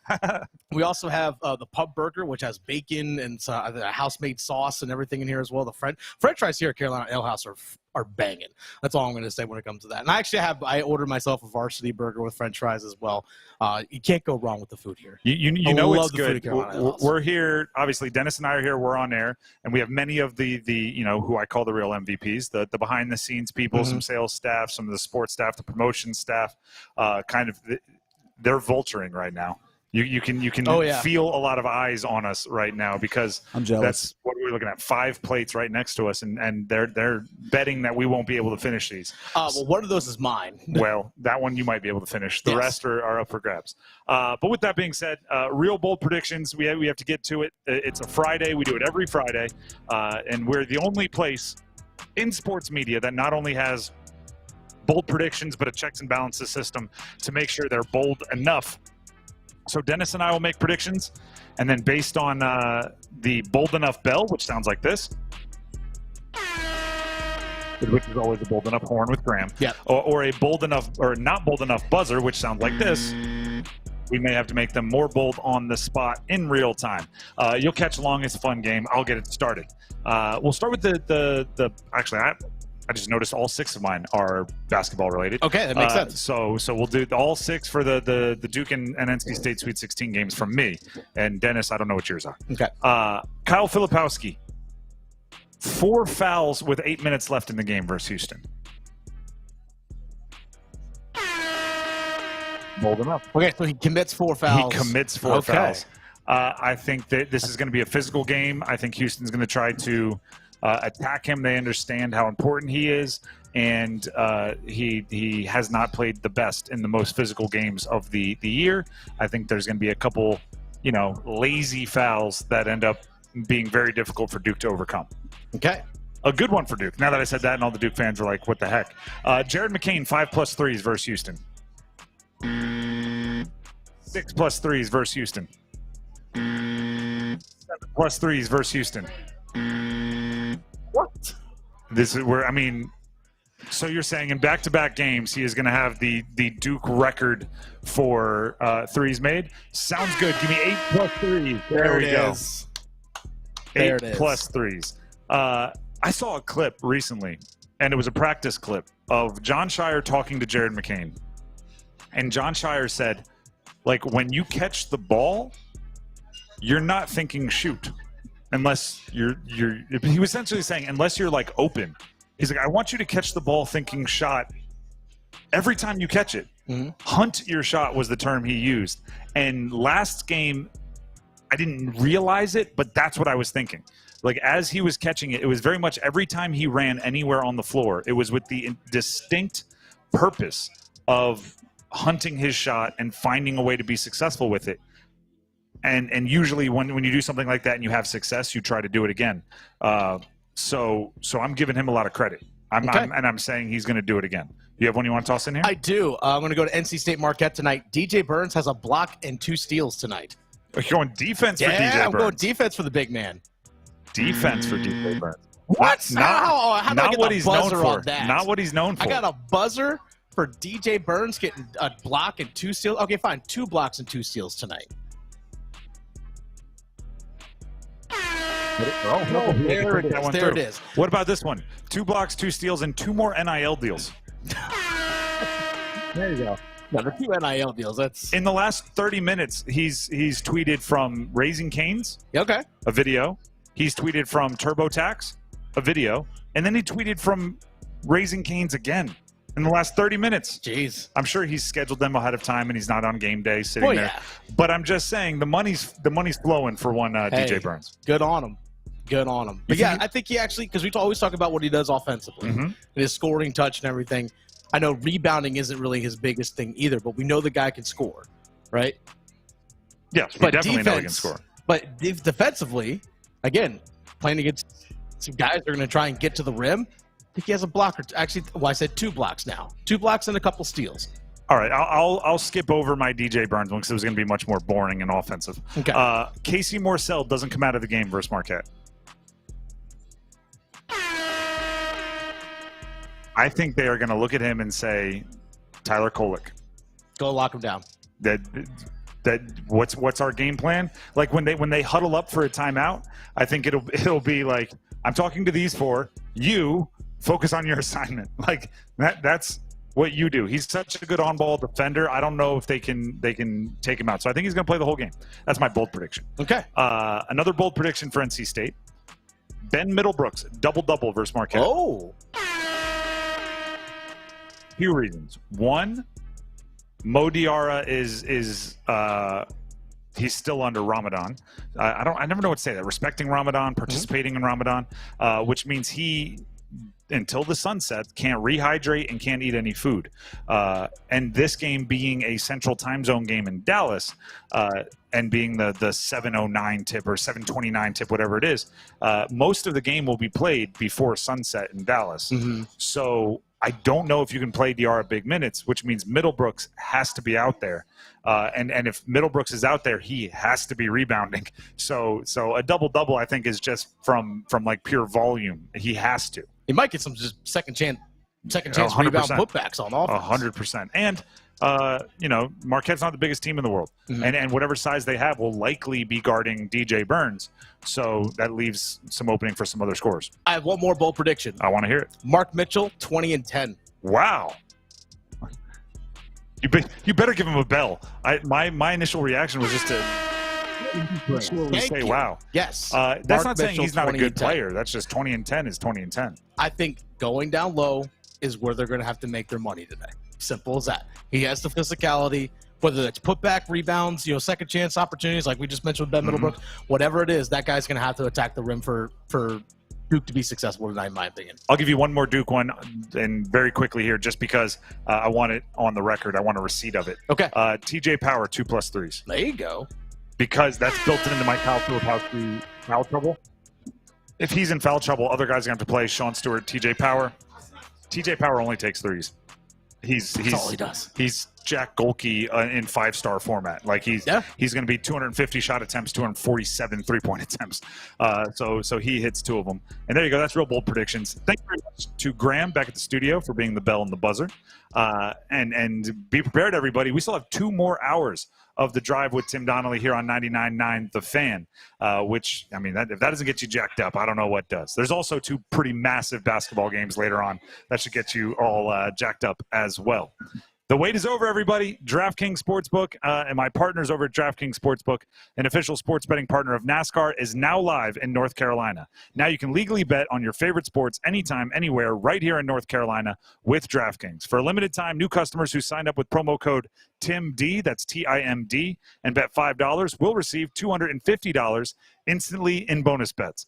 DraftKings has the best features, including same-game parlays, player props, and more, with fast and easy payouts right at your fingertips. Download the DraftKings Sportsbook app now. Code TIMD, TIMD, with no spaces. Bet $5, and you'll get $250 instantly in your account in bonus bets. Only on DraftKings Sportsbook with code TIMD. The crown is yours. Gambling problem? Call 877-785-543 or visit morethanagame.nc.gov. 21 plus, North Carolina only. Bonus bets expire 168 hours after issuance. Deposit and eligibility restrictions apply. Terms at DraftKings.com/sportsbook/NC. NASCAR is not a sponsor of this promotion. Used under license. The starting five coming up next, including UNC losing and what Duke and State have to do to not lose. That's coming up next right here on The Drive. That new shit that you got is overdue. You better do what you supposed to do.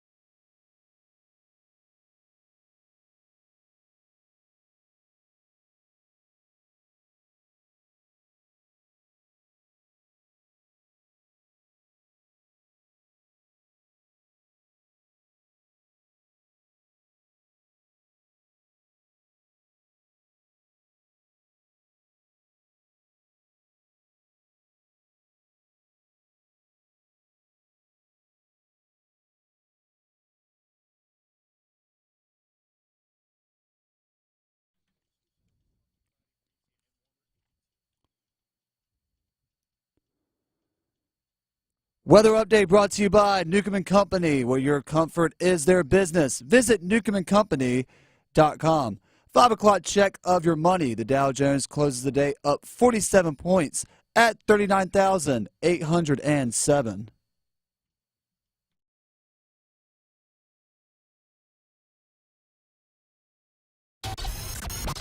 It's 5 o'clock. Time to serve up the biggest sports stories of the day. Here comes your starting five. The Drive with Tim Donnelly, 99.9 The Fan. It is time for the starting five, just like it is every day at 5 o'clock here on The Drive. However, today is special because we are live from Carolina Ale House. So if you hear us like chewing while we're on air, that just means we mistimed a commercial break and we thought we could get one more bite in. And then we overran our time here. Right, and end of game clock management would be would be what we're trying to do here. But we had dips, we had wings, we have some fried pickles. There's a burger, there's some fries. We're being hooked up here at the Carolina Ale House in Cary. Also, we're going to be on air till 7 o'clock today, leading you right up to the coverage of the Sweet 16 games tonight from Dallas. So we still have plenty of time to make it out here, say hi.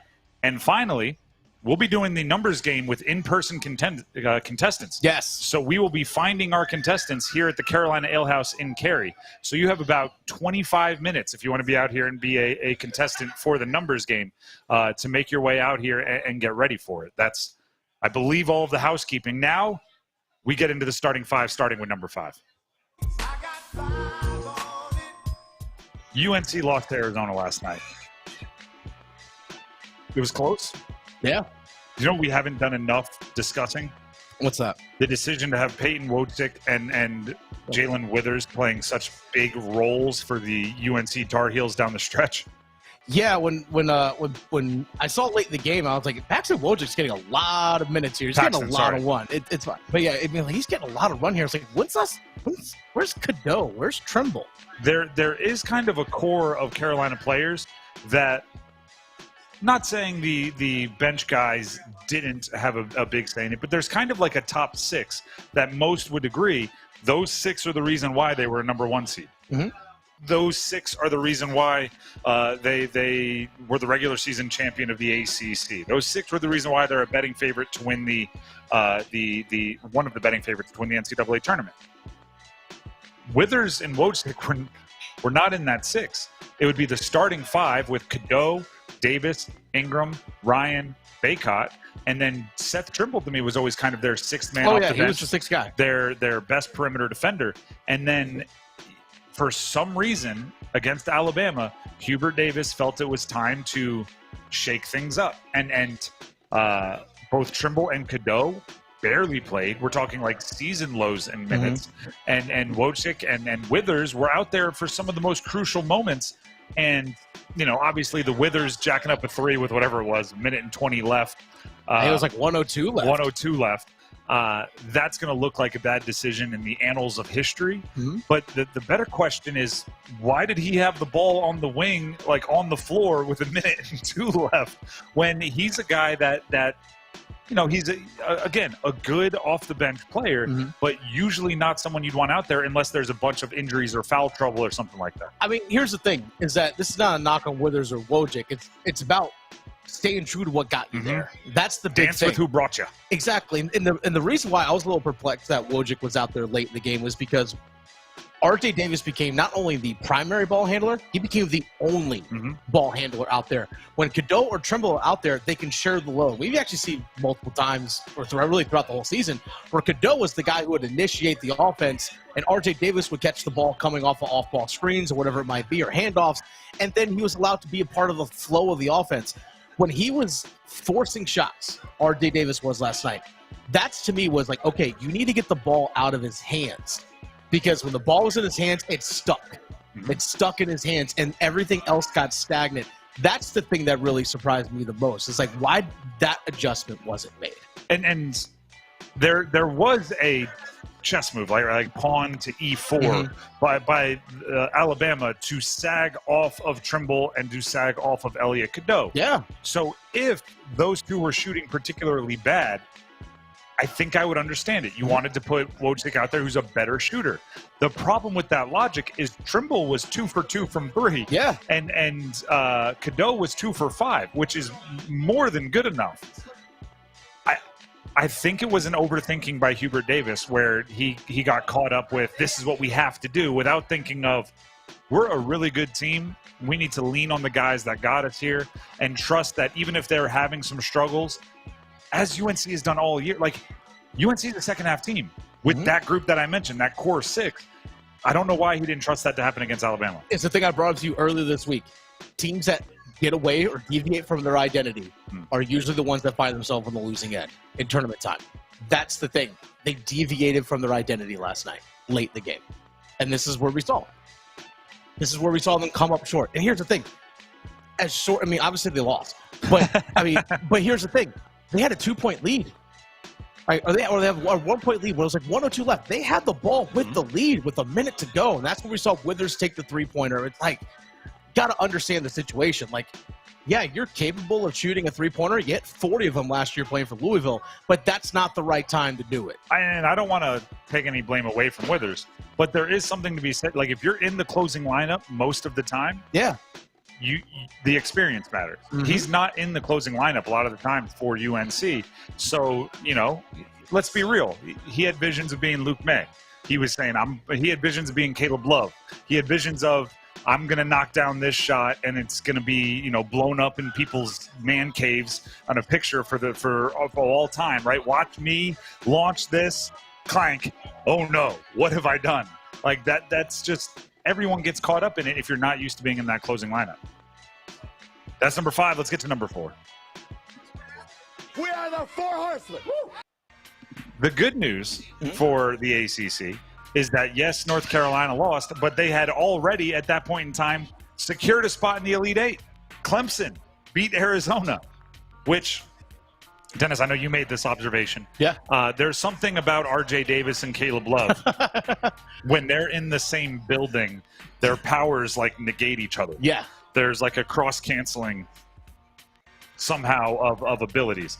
The ACC Player of the Year, R.J. Davis. The Pac-12 Player of the Year, Caleb Love, who were teammates last year, were playing in the same building but against different teams and combined to go 0 for 18 from 3. Yeah, not a very good day between those two. Those are prolific and talented three-point shooters that built, Player of the Year campaigns off of their shooting abilities, and they somehow, some way ended up in wildly similar situations, which cannot fully be understood or explained.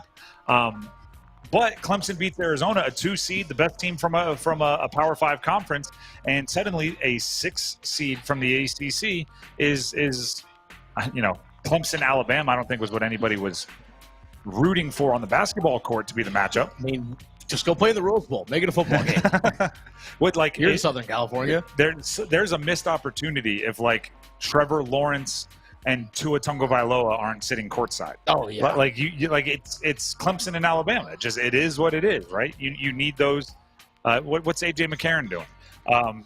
Get Taj Boyd, maybe a little bit more accessible.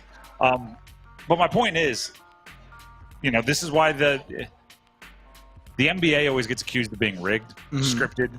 LeBron's always going to make it. This proves the NCAA tournament is not scripted. Oh, yeah. Because UNC Clemson, wildly entertaining. UNC Arizona, wildly entertaining. Arizona Alabama still has some stars. Oh, yeah. Still fairly entertaining. Maybe not as much to us in the ACC, but still.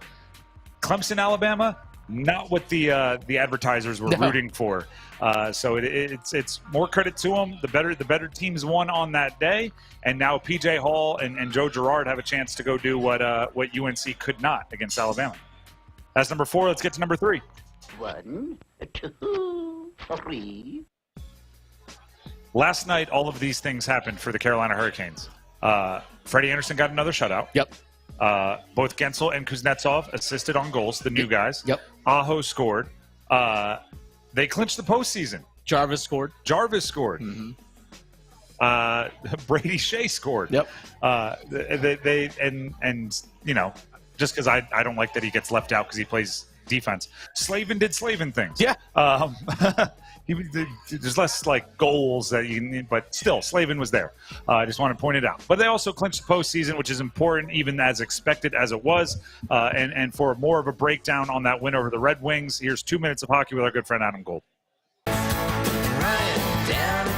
All right, boys and girls, I've got 2 minutes for 2 points that put the Carolina Hurricanes into very rare company. All brought to us by Dysart Willis. Dysart Willis is joining Maynard Nexon. You can read all about it at maynardnexon.com. So last night, the Carolina Hurricanes took the ice against the Detroit Red Wings, knowing that 2 points guaranteed them a playoff spot. And the first period looked a lot like the third period in Pittsburgh.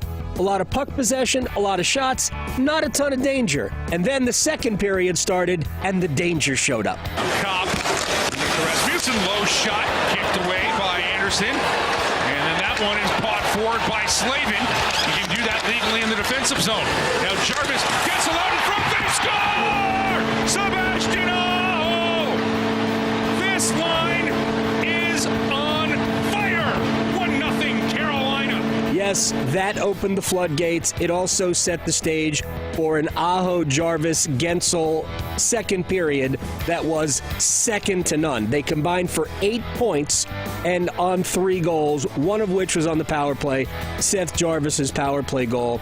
Aho and Jarvis assisted on the Brady Shea goal, which was really all done by Brady Shea, but since they touched the puck, they get extra points as well. And then in the third period, it was just managing the situation, and they did it as you would expect. Put the X next to their name. The Carolina Hurricanes have clinched a playoff spot tonight. Frederik Andersen with his second shutout of the season, 26th of his career, and a 4-0 win for the Hurricanes over Detroit. All right, so now here is the rarefied air for this franchise. They have made the playoffs now 6 consecutive years. Process that for Hurricanes fans who were here since '98. The most they had ever done prior to this run was 2 years in a row, 2001 and 2002. That's it. 6 straight years under Rod Brindamore, the only teams in the NHL who are currently on at least a 6-year run of playoff appearances are Boston, Toronto, Colorado, and Tampa Bay. We're done. That's the company that Carolina keeps. They are a bona fide Stanley Cup contender. How about that, Canes fans? All brought to us by Dysart Willis, high-stakes litigation and defense, dysartwillis.com. And again, they are with Maynard Nexon now, and you can read about it at maynardnexon.com. That is 2 minutes of hockey with our good friend Adam Gold, who hosts the Adam Gold Show directly before this show every single weekday on 99.9 The Fan from noon to 3. That first line is buzzing. It seems to be what everybody is saying. And buzzing might be putting it a little lightly. They are, it's just when Gensel's around, good things happen. And when Aho's around, good things happen. And when Jarvis is around, good things happen. And when all 3 of them are around, you can see how that goes. That's number 3. Let's go ahead and jump to number 2 in the starting 5. Just the 2 of us. First of all, we are still live from the Carolina Ale House in Cary. I remind you that because Dennis is taking pictures of food. Yeah, I am. That is a good compliment to the food when you want to take a picture of it before you eat it. Also, compliment my whole family's out here, so you know what I think of it, right? You don't invite your family over to a place that you don't enjoy. So we have out of town family in the house today. We want you to be here as well. So stop on out, and we have the numbers game coming up, and our contestants, we're going to try to find some guys and gals to play it live. So we're going to try to pick our contestants from right here in the Carolina Ale House in Cary. Now, number 2 is the games that you might be getting ready. Number 1 and 2 are the games that you might be getting ready to watch here at the Carolina Ale House in Cary. Starting with the nightcap, Duke versus Houston. You know what this is? This is a game where John Shire can prove some doubters wrong. John Shire is in a really interesting position. He has an opportunity for a moment here for Duke. For better or worse, he is still trying to prove himself as the head coach of Duke basketball. Part of that is just the expectations that come with coaching Duke, right? You can win an ACC tournament, but if you don't make it out of the first weekend in the NCAA tournament, unhappy. Meanwhile, some other teams, you win a conference championship, you're good for a longer time. The other part of it is this idea that he's now being subjected to, this reputation that he's being subjected to, that he can recruit as well as anyone in the country and then maybe doesn't get the best out of those players once they're on campus, which, I don't know if it's completely fair, but if I were to just ask you this question, I think it's easy to see how people reach that conclusion. How do you have the number 2 recruiting class in the country return 4 starters from a conference championship team the previous year and still somehow enter the NCAA tournament with a 5-man rotation? Yeah. You had 4 returning starters, the number 2 recruiting class in the country. Somehow you only have 5 guys that you trust with any kind of meaningful minutes going into the NCAA tournament. That I see how you go, all right, you bring in recruits and you don't develop them into players. I see how you get there, from A to B with just that logic. Again, I don't know if it's fair. Caleb Foster got hurt. Can't do anything about that. TJ Power, they played a bit early on in the season. The defense left a little bit to be desired. But those are things that you should have noticed in recruiting, right? Like not the injury, but if you can't play someone, you should have noticed that in recruiting and maybe hit the transfer portal. I will say transfers for Duke are a lot harder just because their academic standards are so much different. So it's a little bit harder over there. But I will say this: sometimes both UNC and NC State got guys from Stanford. So you can go pillage the right schools for some students. That's true. You definitely could. But here's the thing as well: sometimes guys aren't ready to play right away. We talked to Chris Lee earlier from WRAL Sports. He mentioned Grayson Allen didn't really show up until his freshman year in the NCAA tournament. That's when he actually really showed up. So sometimes it just takes a little bit of time, and just the opportunity needs to be there. Now, keep in mind, one of their star freshmen they brought in, Caleb Foster's hurt, so he can't play. So, but obviously, Jared McCain, ACC Rookie of the Year for a reason. Should have been. Or should have been. He was ours. He in our book. Yes, 100%. So, but that's the kind of the thing that comes with it is that Shire's only in year 2. He's still learning it as well. Still trying to prove it. He's still trying to figure it out himself. It takes time. The only thing I will add, though, is it's not like he was taking over a hoopty. You know what I mean? Like if you're tossed the keys to a fast car, you don't get to go let me see how it drives. They expect you to drive it fast. And the other thing is Hubert Davis made a Final Four in his very first yeah. season. So that for better or worse, I'm not saying it's all fair. You know what you're getting into when you take over Duke basketball. The expectations are not going to be let's see how he does the first couple of years and let him work into it. And you're always going to be compared to a few other coaches in the triangle that everybody is very aware that you're going to be compared to. Yeah. And Hubert's already got one. So you got to go get that one. John Shire spoke to the media. This is what he had to say on turning the page on defense last week after a rough ending to their regular season. I thought the consistency of just having 5 guys on the floor moving together was the difference. And sometimes, at least for us, you get into February and then March, and the practice time you have is focused so much on other opponents. And for us, this last week and a half has been a lot on us, and that's been really important. That's number 2, the Duke versus Houston game. Number 1 is up next. NC State versus Marquette, the game that will be played right after our show comes to a close here. We're going to get you ready right up until 7 o'clock. I'm going to focus on the coach again in this one.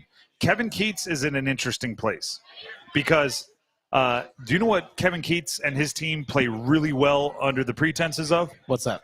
If we lose, our coach might go home, right? If we lose, our coach might not be the coach anymore. They played really gosh darn well under that pretense, and that is no longer the case, right? That's a good point. It is now no longer hey, we have to play to save his job. It's much more yeah, we'd like to play well. No, I mean, it's not that, don't get me wrong, but it is a different vibe. And the other thing is Kevin Keats is a really, really cool example of how winning makes you look at things different. all year when they were playing up and down basketball, and I think that's a generous way to put it, right? All year when they were playing up and down basketball, I was very much like, I can't stand this rotation. They don't know game to game who's going to play big minutes, who's not going to play big minutes. Heck, DJ Burns had a game where he played like 12 minutes out of the blue, and then he'd play 30, and then he'd play 14, and then he'd play 24. And it was so frustrating. I'm like, how do they get into a rhythm? But now that they've won all of these games, right, 7 in 12 days or whatever it was, I'm going like, I'm excited to see how unpredictability is going to benefit NC State because nobody knows what their rotation is going to be. Like, it's completely changed how it's framed in my brain. It went from these players can't get into any kind of a rhythm. He doesn't have a well-established rotation. It's random on game to game plan specific. To now, I'm going like, well, Marquette has no idea how they're going to use Ben Middlebrooks. Yeah. Maybe Middlebrooks is going to play 30 minutes tonight. Maybe he's not going to play at all. Maybe Diarra will play 40 minutes. Maybe he's going to play 20. How difficult must that be for Marquette to figure out? And it's literally the only difference is they've won the last 7, and they were struggling early on when I was complaining about the rotation. Mm-hmm.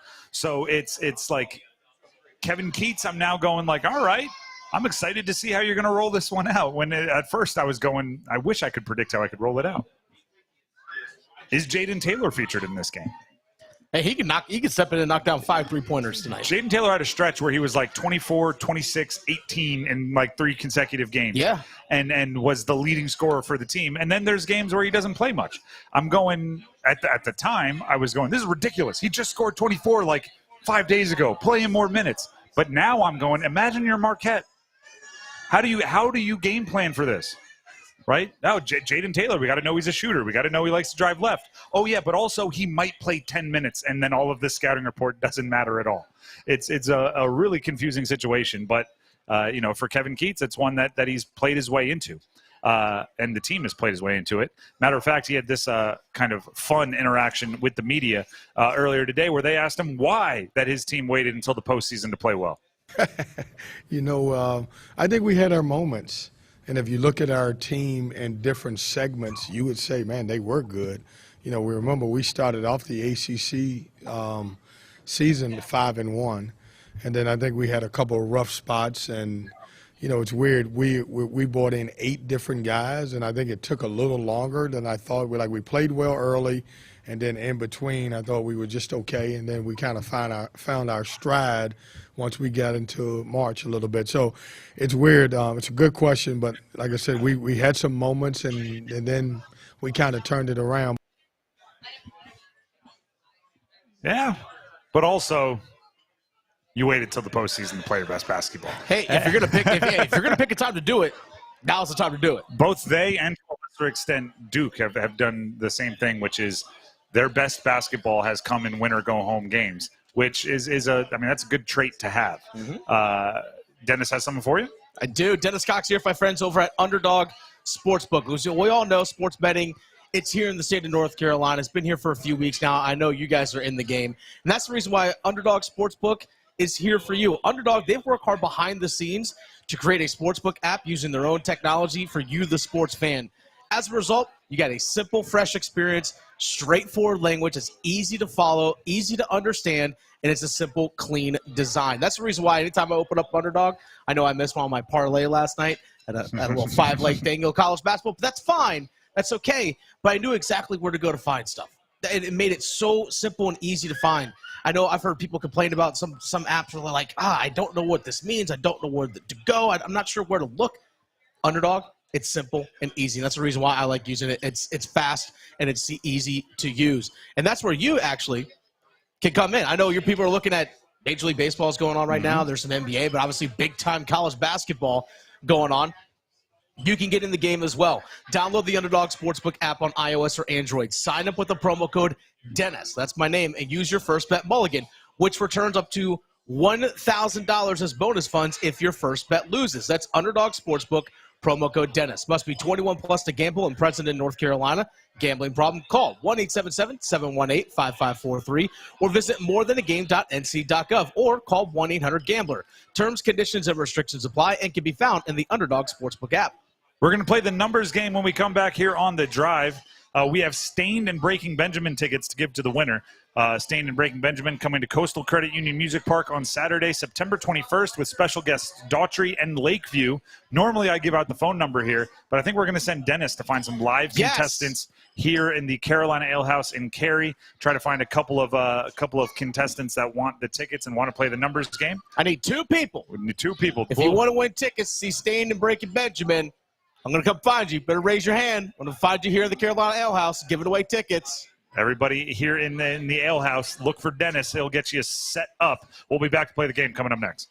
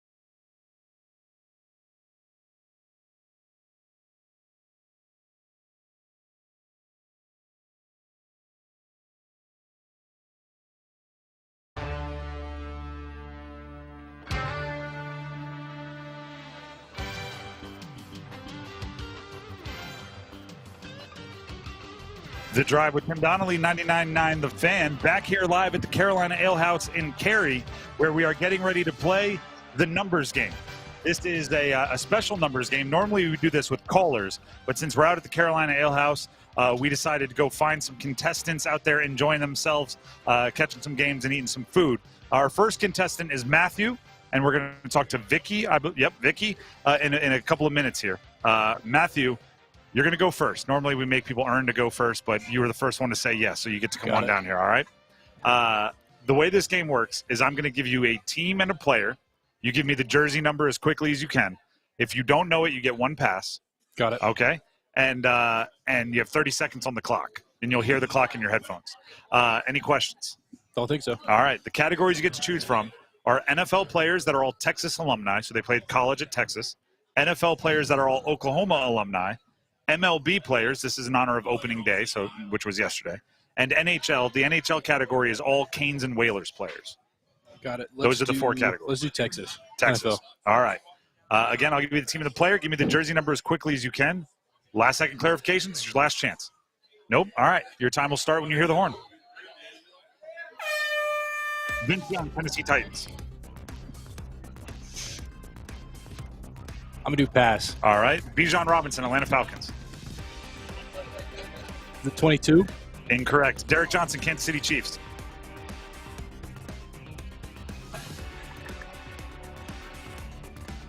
It's way worse when you're really into it, huh? Yeah, you put the microphone on, it gets real.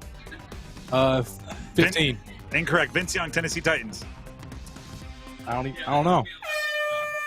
That was bad. It wasn't good. I'm not It's way worse when you really put the headset on. I'm not going to sugarcoat it. But here's the good news for you.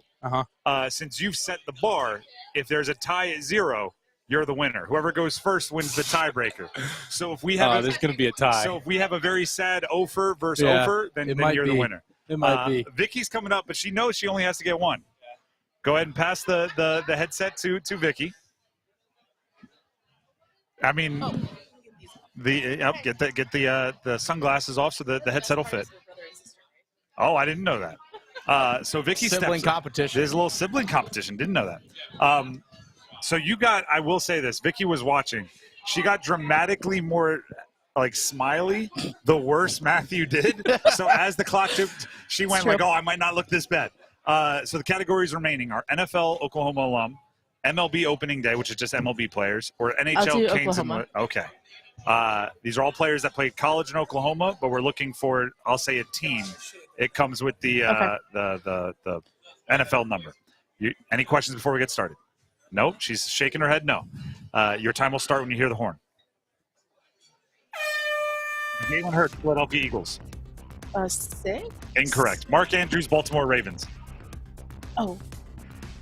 40-something. 44? Incorrect. Jalen Hurts, Philadelphia Eagles. She's looking now to her competitor for help. He's my little brother, so Oh, 16. Incorrect. Mark Andrews, Baltimore Ravens. 48. Incorrect. Jalen Hurts, Philadelphia Eagles. I have no idea. You keep firing. What, if you just had to pick any one number, what would you pick? 6. Clearly. Just any one number. Just pick one. One. There you go. Jalen Hurts. Mark Andrews wore number 89. I loved how confident you were that he was somewhere in the 40s. I was super confident. He was in number 89. Sold on it. That's double offers, which when it's on the phone, double offers are pretty sad. But in person, you seem like nice people. So you seem kind. It's fine. Yeah, it's harder to make fun of you when you're right here looking at me. So. Thank you for playing. Hope you had fun, but Matthew is actually the winner by way of going first. Okay. So that's all right, cool. there you go. Thank you. Thank you for playing. It is a different beast in real life. So Matthew gets the tickets. Again, the tickets are Stained and Breaking Benjamin, who are coming to Coastal Credit Union Music Park on Saturday, September 21st, with special guests Daughtry and Lakeview. So Dennis is going to get him set up to make sure that he can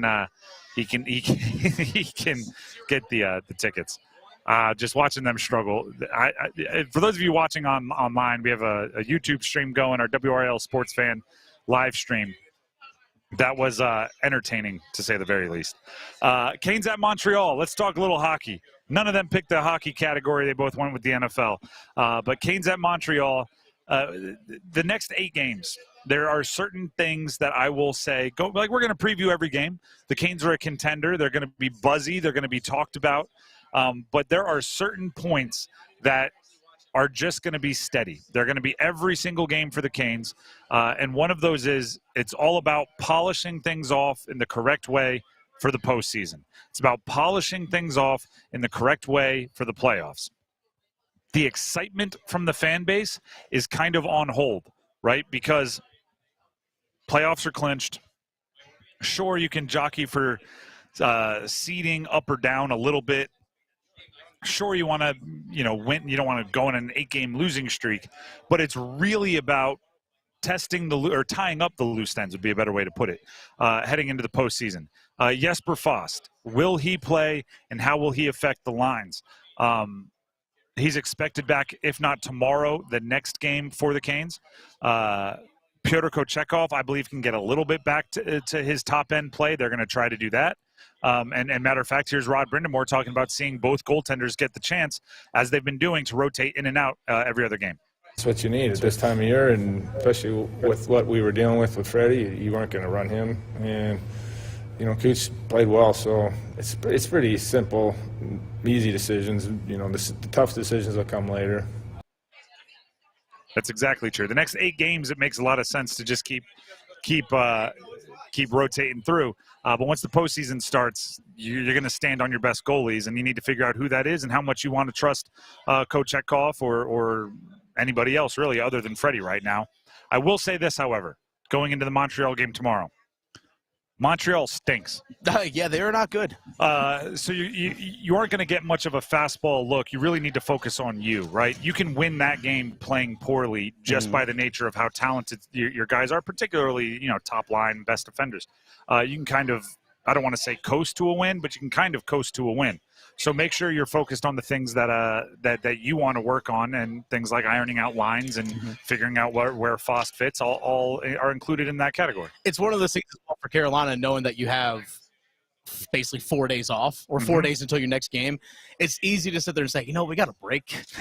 It's human nature. It's human nature. And I'm only loosely going to use this stat, but I think they've played 400 games the last 401 days. It feels like it, right? So they could be looking towards that break a little bit, but you want to test your focus. Tomorrow will be 14 games in 24 days. That's a lot of hockey. Ton of hockey. So I was a little off with 400 and 401. You were close, but after the 4-day break, they have the remaining 7 games over a 12-day stretch. So, it's not going to be easy going into the playoffs either. So, yeah, definitely use that time for the break to get yourself mentally fresh, physically refreshed. But you still can't overlook a team because you're still trying to chase the New York Rangers for that top spot. Dennis, what do you have for us? Hey, Dennis Cox here with my friends over at Law Tigers. Speaking of the Carolina Hurricanes, the Canes, Tobacco Road Harley-Davidson, Shiny Side Paint, and Law Tigers, they've all teamed up together to give the ultimate Canes fan a custom Hurricanes 2023 Harley-Davidson Softail motorcycle. It's going to be given away a week from today. 1 week from today on the ice at PNC Arena, the bike is going to be given away, so you need to enter right now. Last chance, folks. Go to caniacsbike.com. Again, caniacsbike.com for your chance to win this custom-painted beauty of a bike. Do it now. Enter today, caniacsbike.com. I can't win this bike, but you can, and because I can't win the bike, I went and bought myself one today, actually. Bought one earlier today. So you know what? When you win this bike... That's not a bit, by the way. He actually bought a bike No, I earlier did, today. actually. That's not like, oh, ha, ha, ha. And of course, I'm heading out of town for Easter this weekend, so I actually can't, ride it right now. I'm sure you'll look at the pictures. It's fine. Don't worry. They'll be posted everywhere once I actually do get the bike in hand. Law Tigers, North Carolina's motorcycle lawyers. Law Tigers is a network of independent law firms who are members of the American Association of Motorcycle Injury Lawyers. Law Tigers is not a law firm.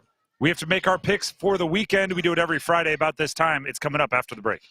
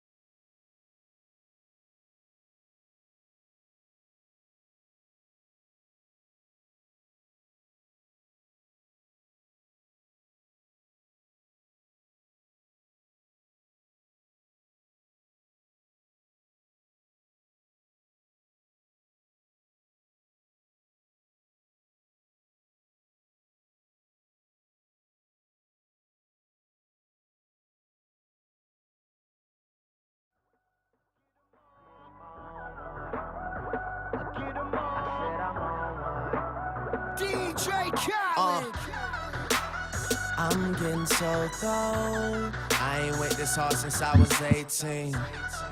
The Drive with Tim Donnelly, 99.9 fans. Continuing from the Carolina Ale House in Cary. I'm here, Tim Donnelly, along with Dennis Koch. Graham Hill back at the studio, keeping us up and running. And we're going to be here for an additional hour. So we're going to, the Overdrive will all be live right here on 99.9 The Fan. We do have some recorded interviews, but we'll still be here hanging out, eating food. And we're going to walk you all the way up till coverage. Like NC State game tips off right after we go on air, off air. And we're looking forward to that as well. So we have to get our picks in. That's what I mean. Every Friday this time, just because we're out enjoying food and drink here at the Carolina Ale House doesn't mean we get to get off schedule. So what do you have going on? Which games are we picking, Dennis? Start lining them up. All right, let's go right to it. NC State, Marquette.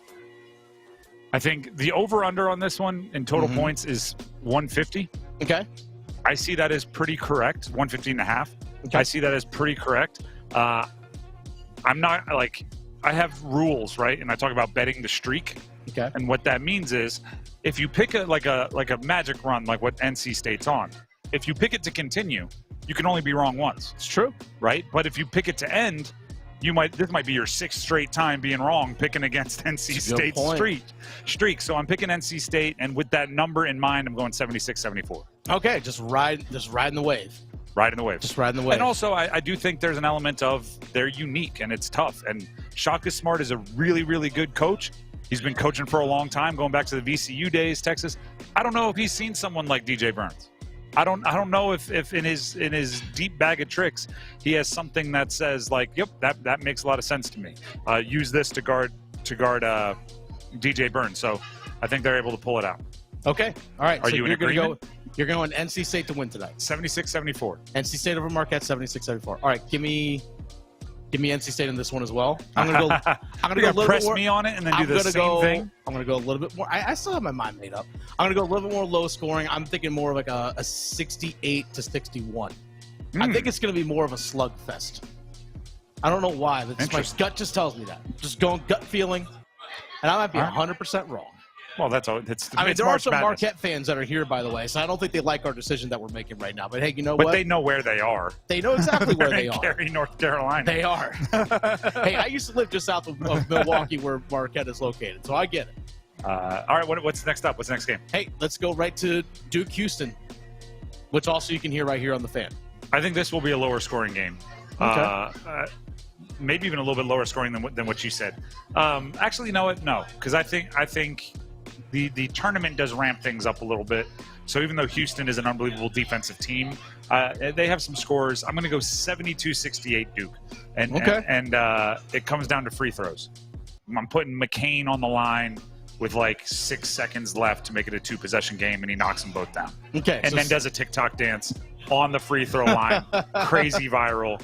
2 million followers becomes 6 million followers. Okay, so you're saying 72-68 Duke in this one. Is that a specific enough prediction for you? Yes, I actually like specificity in this one. To me, give me Houston in this one.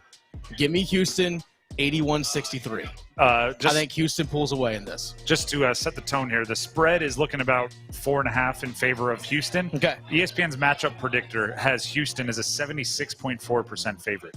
So they're really not respecting the Blue Devils. Yeah, to me, Duke doesn't have the depth. They don't. And then I think they're going to struggle with Houston's defense. Give me 81-63. I think Houston really pulls away in the second half. All of that is fair. I think Duke wins 72-68. Let's go to tomorrow. Go ACC. Clemson versus Alabama. What do you got? I think it's a touchdown game. Yeah. I think Trevor Lawrence throws for 340. Okay. I think Club Nick has a tough day. Travis Etienne with a kick return touchdown.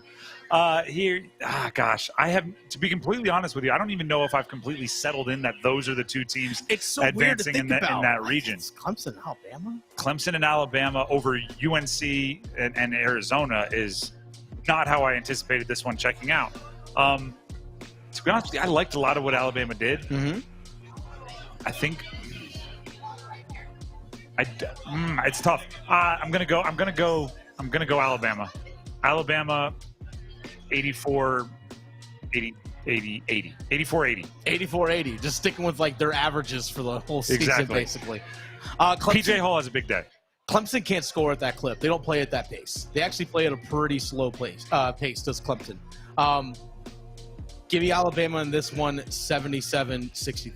See, I don't think Clemson can keep Alabama under 80. I think 84 was me being generous to Clemson's defense. Well, I think Clemson's obviously their defense and just their pace of play, even offensively. True, and they just slow the game. It's actually like more the Virginia-esque than you think. I like the chef. I like the big Shefflin down low. Yeah. Hey, he can step outside and shoot too. He's an oxymoron. It doesn't look like he should be as good at basketball as he is, but he's fantastic. All right, tomorrow let's go on the ice. Canes, Canadiens. Canes win. Okay. I could see this one being a little sloppy. We talked about it earlier. They have a break for the first time in 2 weeks, and really the only time for the rest of the season coming up right after this one. They're on the road. It's a game in Canada. It's against a team who is there's 4 teams that have been mathematically eliminated from the playoffs in the NHL. Mm-hmm. Montreal is the 5th worst team. So technically, there's still a chance. So you're telling me there's a chance? They've not been mathematically eliminated. They are the worst team that has not been mathematically eliminated. They're not very good. So I think it's like it's probably 4-1 at some point in time. Okay. And then it ends up being 4-3. Okay. Like it's a sloppy third period. I was going to go 5-3.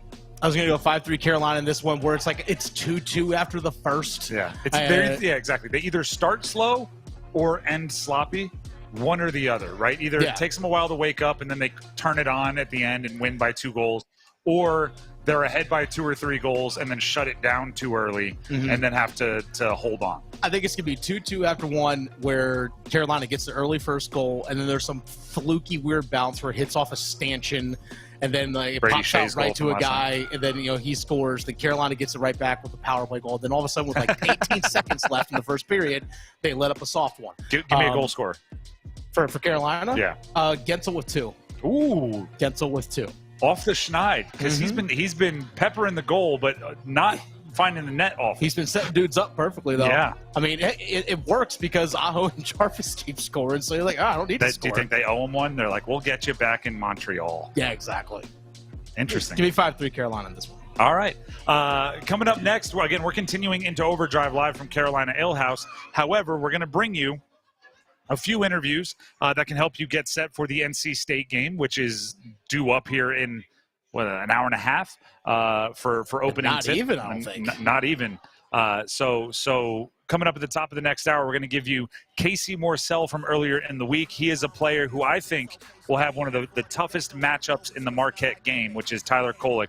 I think they're going to trust Casey Morsel, their graduate student guard, to match up with one of Marquette's most creative and difficult to guard players. We spoke with Casey Morsel earlier today about the confidence of the team, the state of mind of the team, this run that they've been on, and we're going to play that conversation for you coming up to start the next hour right here on 99.9 The Fan with a live overdrive from here in Carolina Ale House in Cary.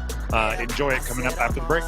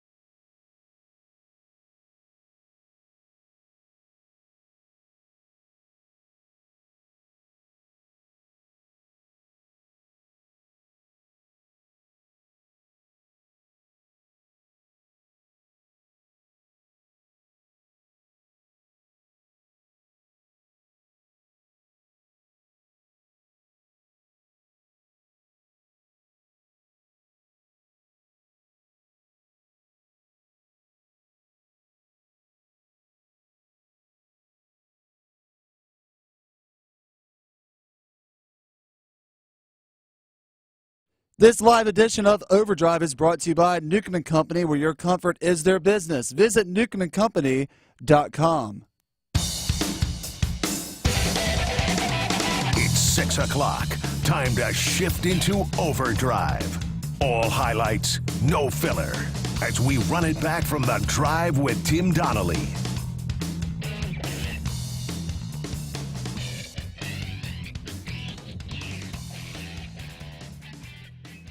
But we don't have to wait anymore to hear from Casey Morsel, senior guard, NC State Wolfpack, part of the 11th seed in the NCAA tournament that are still looking to survive and advance in the Sweet 16.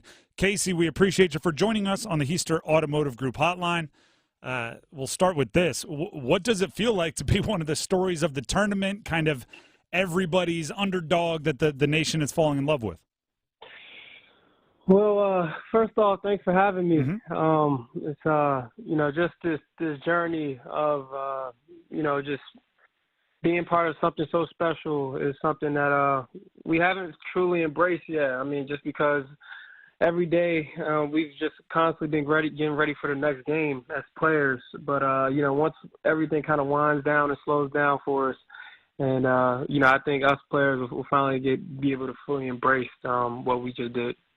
The million-dollar question is what changed, right? You finished the regular season with 4 straight losses, and then you get into the winter go-home portion of your season, and you've appeared to be a different team. We've noticed that it seems like you're more confident in your identity as a squad.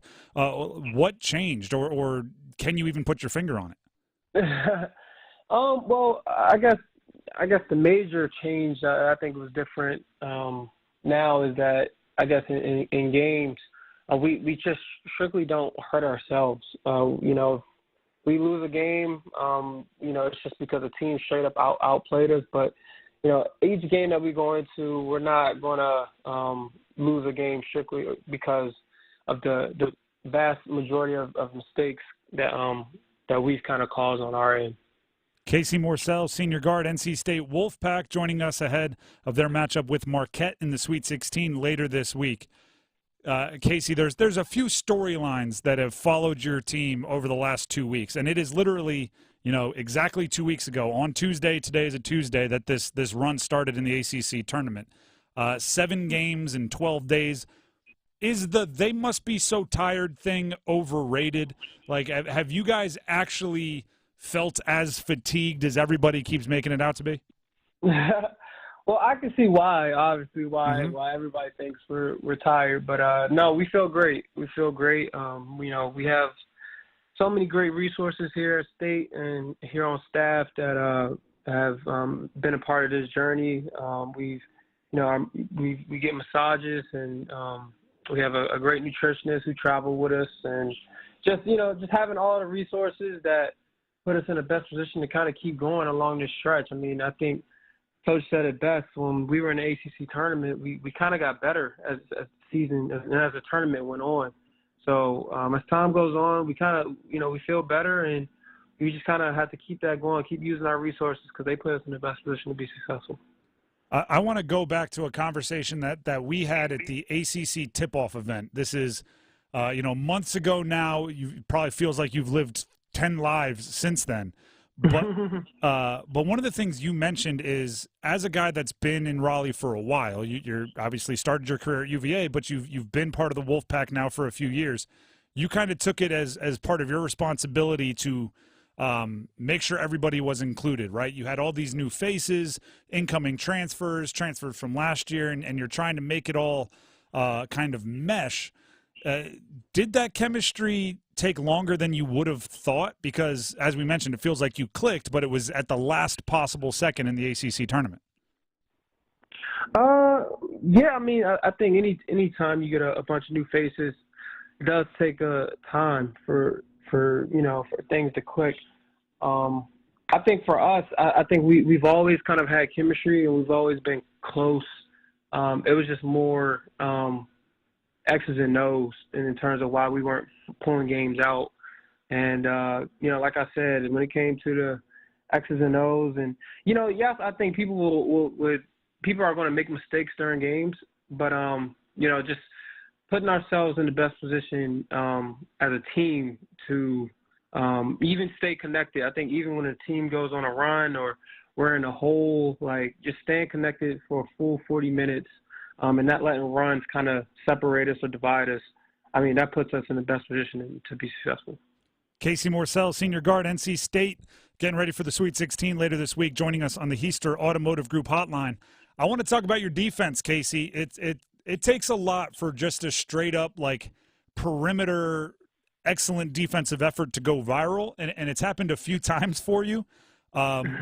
What makes you, like, on a possession decide, I'm going to jump in this guy's hip pocket, I'm not going to let them screen me off of him, I'm going to get over every screen, and I'm going to do that on the perimeter in a dramatic way? Well, I mean, I think I try to do it every possession, but I think some possessions in particular, I think you can see it kind of more, or it's more visible strictly because I think, some teams are running plays. And I think, that's me blowing up a play whenever I try to get in a guy's hip further away from the basket. So just trying to do everything I can to kind of take teams out of their sets. I think if you, stop teams from scoring, it's easier to win games. And, yes, we want to score, but we don't want to, have to be the team that tries to go and outscore everyone. We just want to win games by, stopping them from scoring. And, I think at the end of the day, like it's as a team, we've been able to defend way better in the postseason. And I think another big thing for us is that we're finishing possessions. So we're trying to hold teams to one shot and done. Burns and Muhammad, like they're doing a great job of finishing possessions on on the defensive end. Is there anything you do as a teammate to make sure the big guy's ego stays in check? I mean, every time I turn on the TV, he's on another TV show. There's another giant college basketball Twitter account posting about him. The DJ Burns is becoming a national celebrity. Yeah, I mean, I guess it was one of those things you kind of expected. I mean, the more you won, we kind of expected that to happen. But he handles it great. He's very mature. He still comes in and gets his work in. He still is the same person, has the same personality. So, yes, I guess there's more of a I don't know. There's more of a hype and energy around our team, but no one's changed anything that they've done. As opposed to, I guess, the way it's always been. Besides Muhammad for his fasting throughout Ramadan. So that's pretty much it. Everyone just kind of has the same routine. Does the ice cream sundae that we keep hearing about, does it get bigger with each round of the tourney? Are we looking at like 6 scoops if you win in the Sweet 16? They get bigger now. I mean, yeah, we order a lot of ice cream. I guess at this point, I mean, ice cream is for everybody. You come and you come to our game and you come hang out with us at the hotel or wait for us after when we get back to the hotel. I mean, you'll probably get a scoop of ice cream. So ice cream is for all of Wolfpack Nation, not just the players. Do you have an order? Do you have a go-to? I'm simple. I mean, I just like the vanilla. But are we talking toppings? Like give us the full scouting report. Yeah, I mean, I usually just get vanilla with sprinkles. I'm very simple. I think the orders we always have are vanilla, strawberry, and chocolate chip. Those are the 3 most common. But yeah, I mean, that's pretty much what I get on my end. I want to make sure we get you back to your prep and get you ready. But one more here. Okay. You're not the only Sweet 16 team on campus. Give us the scouting report on the ladies. Have you guys shared tips about dealing with the pressure or anything like that? I mean, it's awesome to kind of see them in this position. I guess we never had a conversation about the pressure or nothing like that, but they support us extremely hard and we support them hard. And I guess, they always – I guess we're all close with each other, and, they always, are quick to kind of give feedback on what they see in games and vice versa. So we just want, both teams to be successful, and that's pretty much what I guess has been happening throughout this process. I lied. One more. Has the phone been going crazy with people reaching out? Obviously, you're drawing a lot of attention. What's the notifications like after a game? Yeah, I mean, yeah, your phone definitely goes crazy, I guess, even on social media. But I guess it's always great to kind of have the favorites because, the favorites definitely make it easier to kind of contact those who, who've always been supporting you throughout the year. So it's been great. I'm thankful for it, but we're not done yet. Any impressive names? Anyone really famous that got you excited about reaching out? Any famous? Man.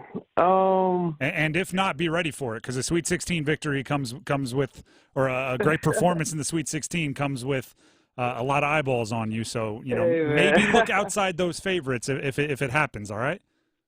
Okay, sounds good. I'll definitely let you know if There you go. goes my way. Casey, we appreciate you for taking the time to join us, and good luck this weekend against Marquette. Sounds good. Thank you for having me. Of course. That is Casey Morsel, senior guard, NC State Wolfpack. And I'll say this about Casey. We've now spoken with him throughout the season, right? I mentioned we talked to him on ACC Tip-Off in person. We talked to him. I talked to him on the Pack Therapy podcast. We've had him on this show. Now we're having him in the middle of the NCAA tournament. We talked to him a few times at the ACC tournament postgame. Talked to him, exactly. I am impressed with how the exact same he is, right? We talk about that's a great point. We talk about like, oh, did you keep this guy's ego in check? You can't rattle him. And in games, obviously every player might get sped up or slowed down at different points in time, but he he's at a point in his career, and he's been in college a while, right? He did the 2 years at UVA. I believe this is his third at NC State. He has the experience, but I am wildly impressed with how exactly the same he's been, whether we're talking to him before a season that has high expectations, in the middle of a season where it's been a little rocky, or now at nearing the or in the postseason when the cat's meow nationally. It's you could play those interviews back to back to back, and you wouldn't, other than the content of the conversation, you wouldn't be able to tell a difference, which I think is pretty cool. Overdrive here on 99.9 The Fan will continue following that conversation with Casey Morsel with more basketball talk. There's another game after NC State taking on Marquette. That, of course, being Duke going up against the 1 seed Houston. We're going to set the stage for that one and ask Kyle Filipowski to get angry. Stick around. It's coming up next.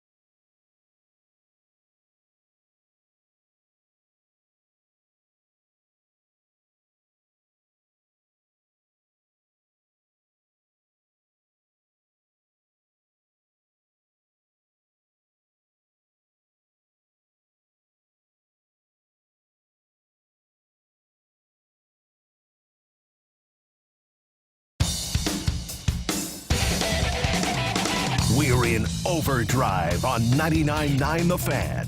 Today's key highlights and opinion from The Drive with Tim Donnelly.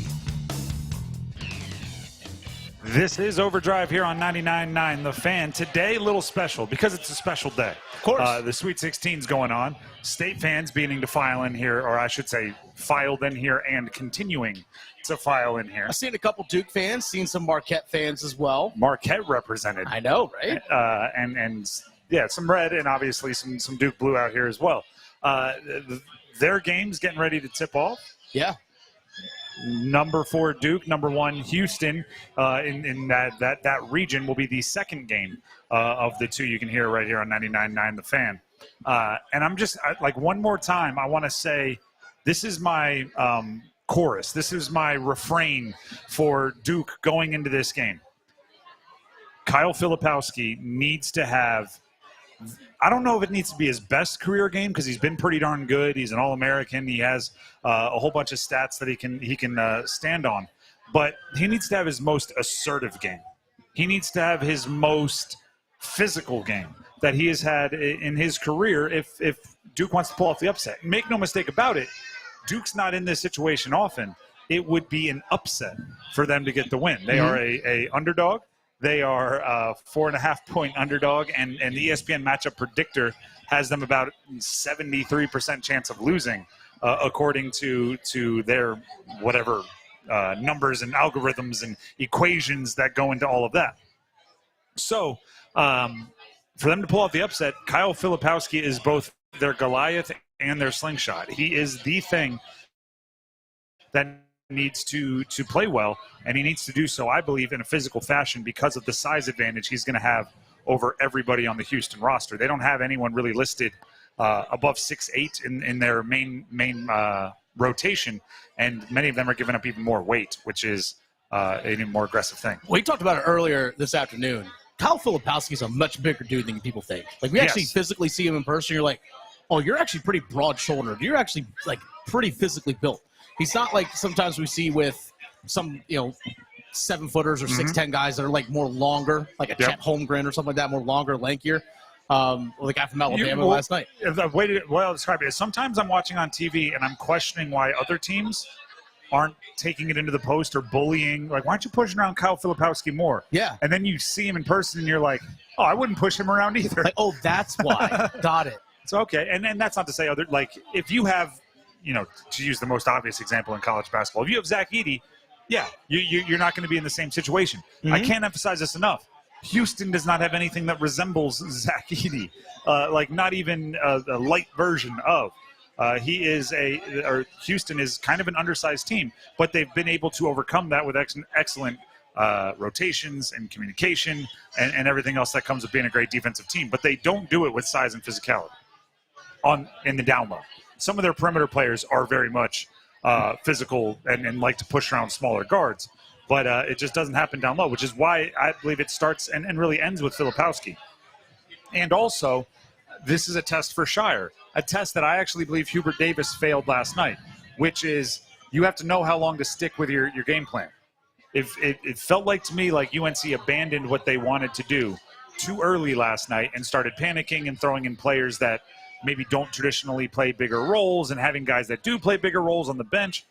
If Filipowski or whatever the John Shire move is to attack this Houston defense, if they're not up by 10 at half, sometimes when you have a size advantage, it's more like body blows, right? It's first 6 rounds, it may look like you're losing, but then all of a sudden in the 10th, you're way ahead on the cards, right? Yeah. It's all of a sudden it's a knockout because of all that work you did. Kyle Filipowski can be your Derrick Henry on this one. It might take him 20 carries, but that 23rd carry might be the home run that ends up being the game difference. So give the ball to Filipowski. So pound the rock. And get him mad. I've used this example in the past. It's pure dodgeball, the guy with the goggles. Yeah. Get mad out there. Get angry. With that being said, we're going to take a break. When we come back, the most upcoming game, the next game right here on 99.9 The Fan is NC State taking on Marquette. And their coach, Kevin Keats, joined our very own Adam Gold earlier this earlier this week, and we want to play that conversation for you. So Adam Gold and Kevin Keats coming up next on Overdrive.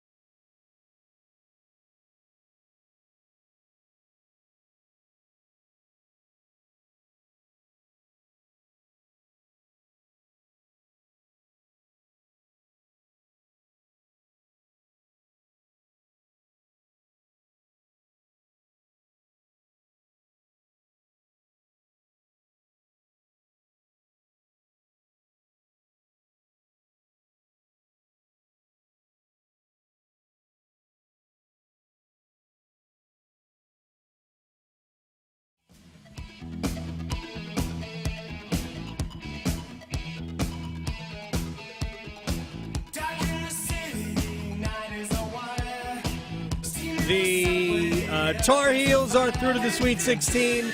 The Blue Devils are through to the Sweet 16. And NC State is in the Sweet 16.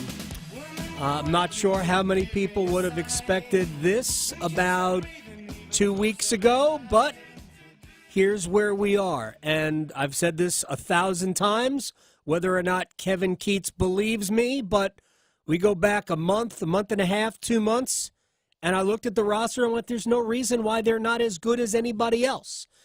Maybe not Duke and Carolina, although they just beat Duke and Carolina basically a week ago. And maybe this is where they were always supposed to be. Kevin Keats joins us on the Adam Gold Show. Thank you very much. I'm sure there's nothing going on, and you just happen to have, like, nothing to do for 10 minutes. How you feeling?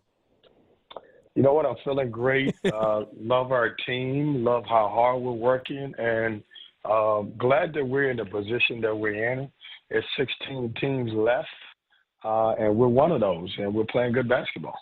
You are playing good basketball, and I think that, you know, I'm a layman. I'm not one of the experts. I'm not a coach. I see that I think your team is playing maybe better half-court defense than they have all season long. How do you see it?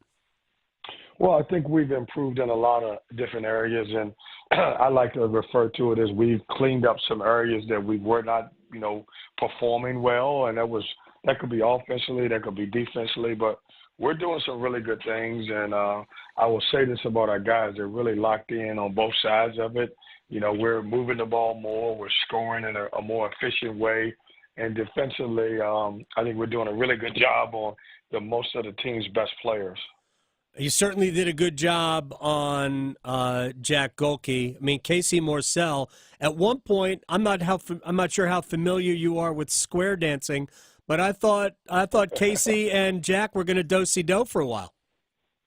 Well, Jack is, boy, he's having a half of a tournament. He was. I mean, I want to say 16 three-pointers in 2 days. Yeah. And Casey did a good job. And, you know, we knew coming in after watching the Kentucky game that he would, be really efficient. But we wanted to make sure that we made it tough on him, and all the shots were tough. And Casey did a really good job, and a couple other guys had him. I thought Michael O'Connor did a good job. Yeah. And he was a big key to us winning that game, not letting him get, off with those three-pointers. Kevin Keats is joining us here on the Adam Gold Show. Where did your guys draw positivity from based on the way you guys closed the regular season? Did they just kind of grow into it in the ACC tournament? Well, everybody panicked so much when we lost the last 4 games of the season. And I would say to everyone, that was our toughest 4-game stretch. Yeah. On the road at Florida State, which very few teams win there. Pitt's playing great basketball there. And then we had both Duke and Carolina, who were top 10 teams at the time. And what we decided to do is, I told them before we went to the tournament that, bring something lucky with you, focus in on what we didn't do, get better and work on ourselves, and we'll win games. And, 5 games in 5 days and the stretch that we had, and to obviously, go through the last 3 games of Duke, UVA, and Carolina, man, it shows a lot about our team. Oh, incredibly gutty. We talked to Michael O'Connell last week, and he said 5 in 5 days isn't that big a deal when you play as much AAU basketball as most of these guys play, but it's a different type of pressure. It's a different type of energy that you have to expend because of the stakes here. There aren't many stakes in AAU basketball. Was it more difficult, mentally or physically for your guys 5 in 5 days? Well, I think it was more, if you remember, we had some ups and downs and some injuries, and, DJ Horn didn't even play in the first game against Louisville. And then, then we had, Jaden Taylor's ankles were bothering him. Casey kind of had a groin as we were going into the championship game. So I think it was equally, we had to be physically tough to be able to, make the grind and playing 5 games in 5 days. But also there's a mental, part to that where we had to really, really lock in understand and focus. And just remember, these are unique teams we're playing with no days of prep. And so we had to lean on what we learned throughout the regular season.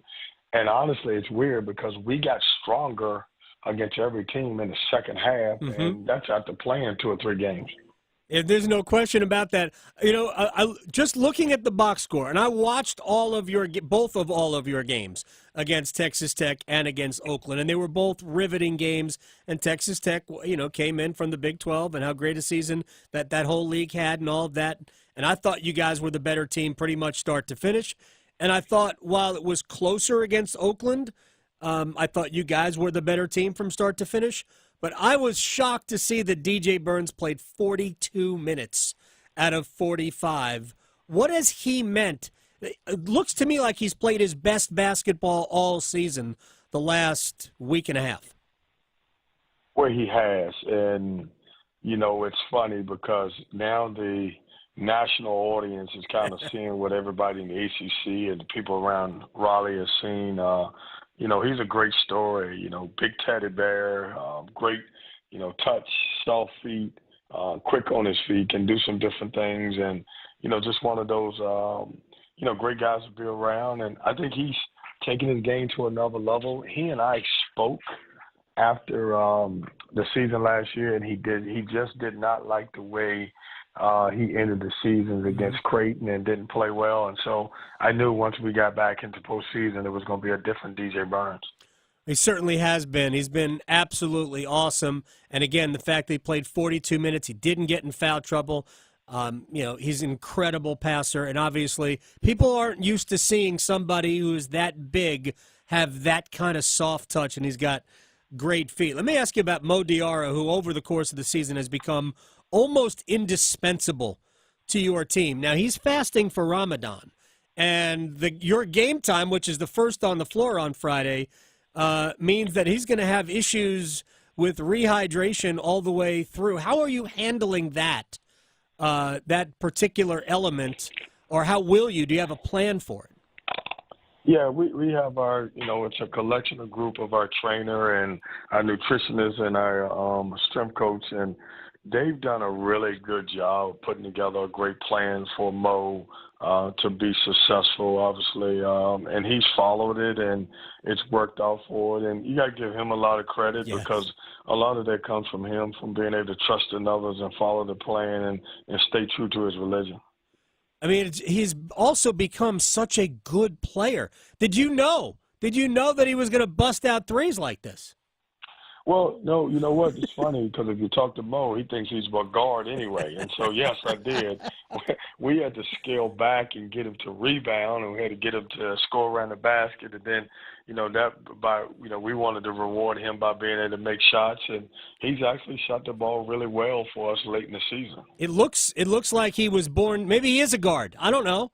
I mean, tall players grow up playing guard, right? I mean, I actually went to school with Ala Abdelnaby, former Duke player, played in the NBA for a long time, and I remember him when he was a 6'3" point guard, and then all of a sudden he shows up at Duke and he's 6'11". So these guys all played guard as kids.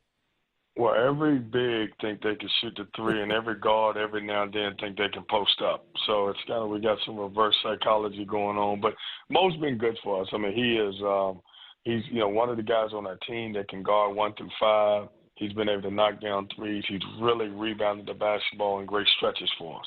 And final thing, Casey Morsel and his ability to defend.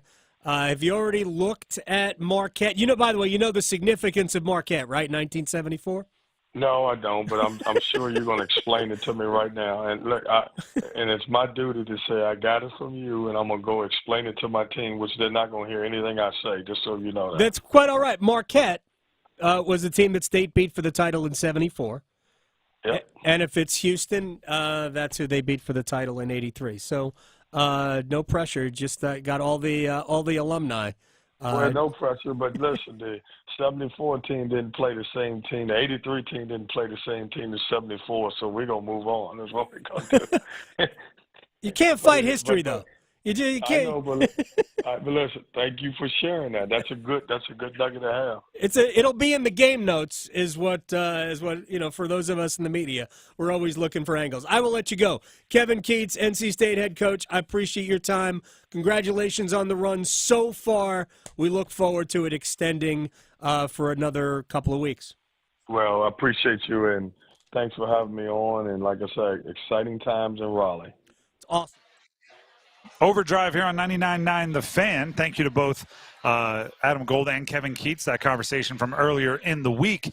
When we come back, we're going to get our final thoughts in for that number 11, the 11th seeded NC State Wolfpack taking on number 2 in their region, Marquette, tonight. Our final thoughts, Dennis and I, from here in Carolina Ale House in Cary, coming up next.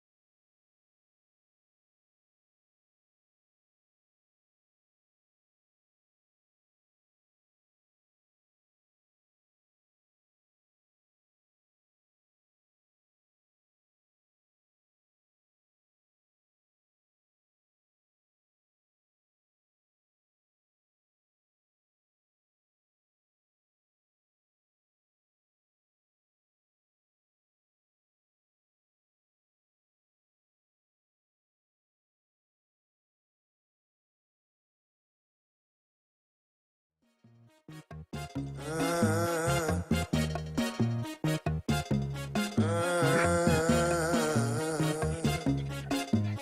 Drive with Tim Donnelly, 99.9 The Fan was earlier.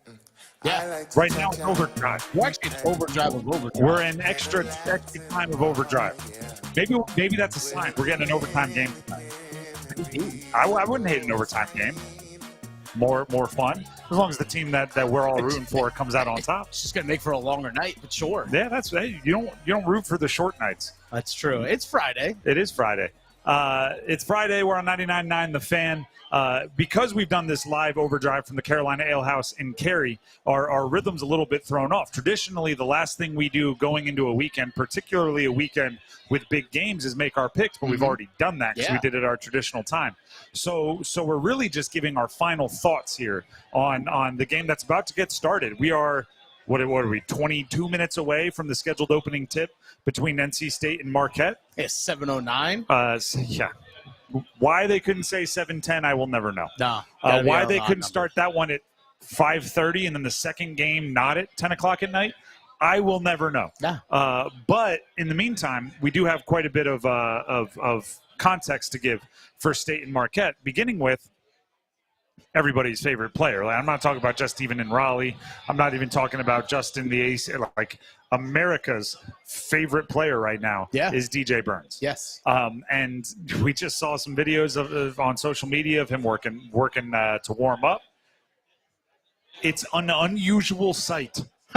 It's just different. One way to say it. Right? It's just, you watch how he plays and you think, like, other teams send 7 foot, 36-inch vertical guys out there, and he cooks them. And he's 6'9", probably about 320, 325.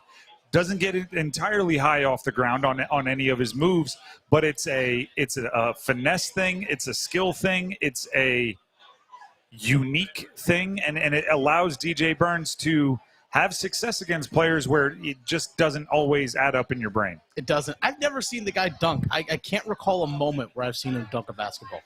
I'm sure he can. He's I'm sure he can. 6'9", but I guess also he doesn't need to. That's kind of where I was going with it. Like, why use all that energy when I can just flick it up here off the glass with a little bit of English and spin it in, and everybody gets just as excited. Yeah, still counts for two. The thing is, and I heard this happened at the first round of the NCAA tournament, but it even happened a little bit in the ACC tournament when we were watching them up in DC. Everybody who, like, these tournament games, there's multiple in the same arena every time, right? You play back-to-back games. Everyone who is in the arena and is not a fan of the team NC State is playing. So, Duke and Houston are playing after the NC State Marquette game. Houston fans are going to clap every time DJ Burns catches the ball. Yeah. It's just fun to see. And on the other side, maybe less fun, but Marquette has their own unique player in Tyler Kolek. So they have their, I don't want to say a counter, because you could not find two more different players. They will not match up against Lamar Jackson plays against, let me think of a good one here, like Justin Herbert. Yeah. And you're like, those two are wildly different. They're never going to be on the same field because offenses aren't out there at the same time. But all the promotional material is going to say Lamar versus Herbert. It's Kolek, it's versus Burns. They're never going to guard each other. They're completely different. But the other side of it is they could impact the game in similar ways due to their uniqueness, due to the fact that their opponents are going to have to draw up defenses to stop them that we haven't seen before. That's the hard part, right? It's one thing to, go into your tool bag and bring out the tried and true, right? This is how we stop a perimeter shooter, right? It's another thing to draw something up that you haven't really worked on, walk through it, run it and walk through it a few times, watch it on film a couple times, draw it up on the whiteboard a couple times, and then say, yeah, sure, this is one of the most important games of all of our lives. Let's go run it. I remember, like, as a football player, it happened and you would be a little nervous, right? You draw up a play like on a Thursday, coach comes up with it, you walk through it on Friday, and then you're going to run it in a game on Saturday, and you're like, goodness gracious. You're calling this play on 3rd and 9. You're calling the one we just drew up in the hotel last night. That's what we're doing. All right. And it's a little nerve-wracking. In basketball, it's not even that because it's not just one play. It's like, hey, here's a strategy, right? Here's how we're going to defend DJ Burns.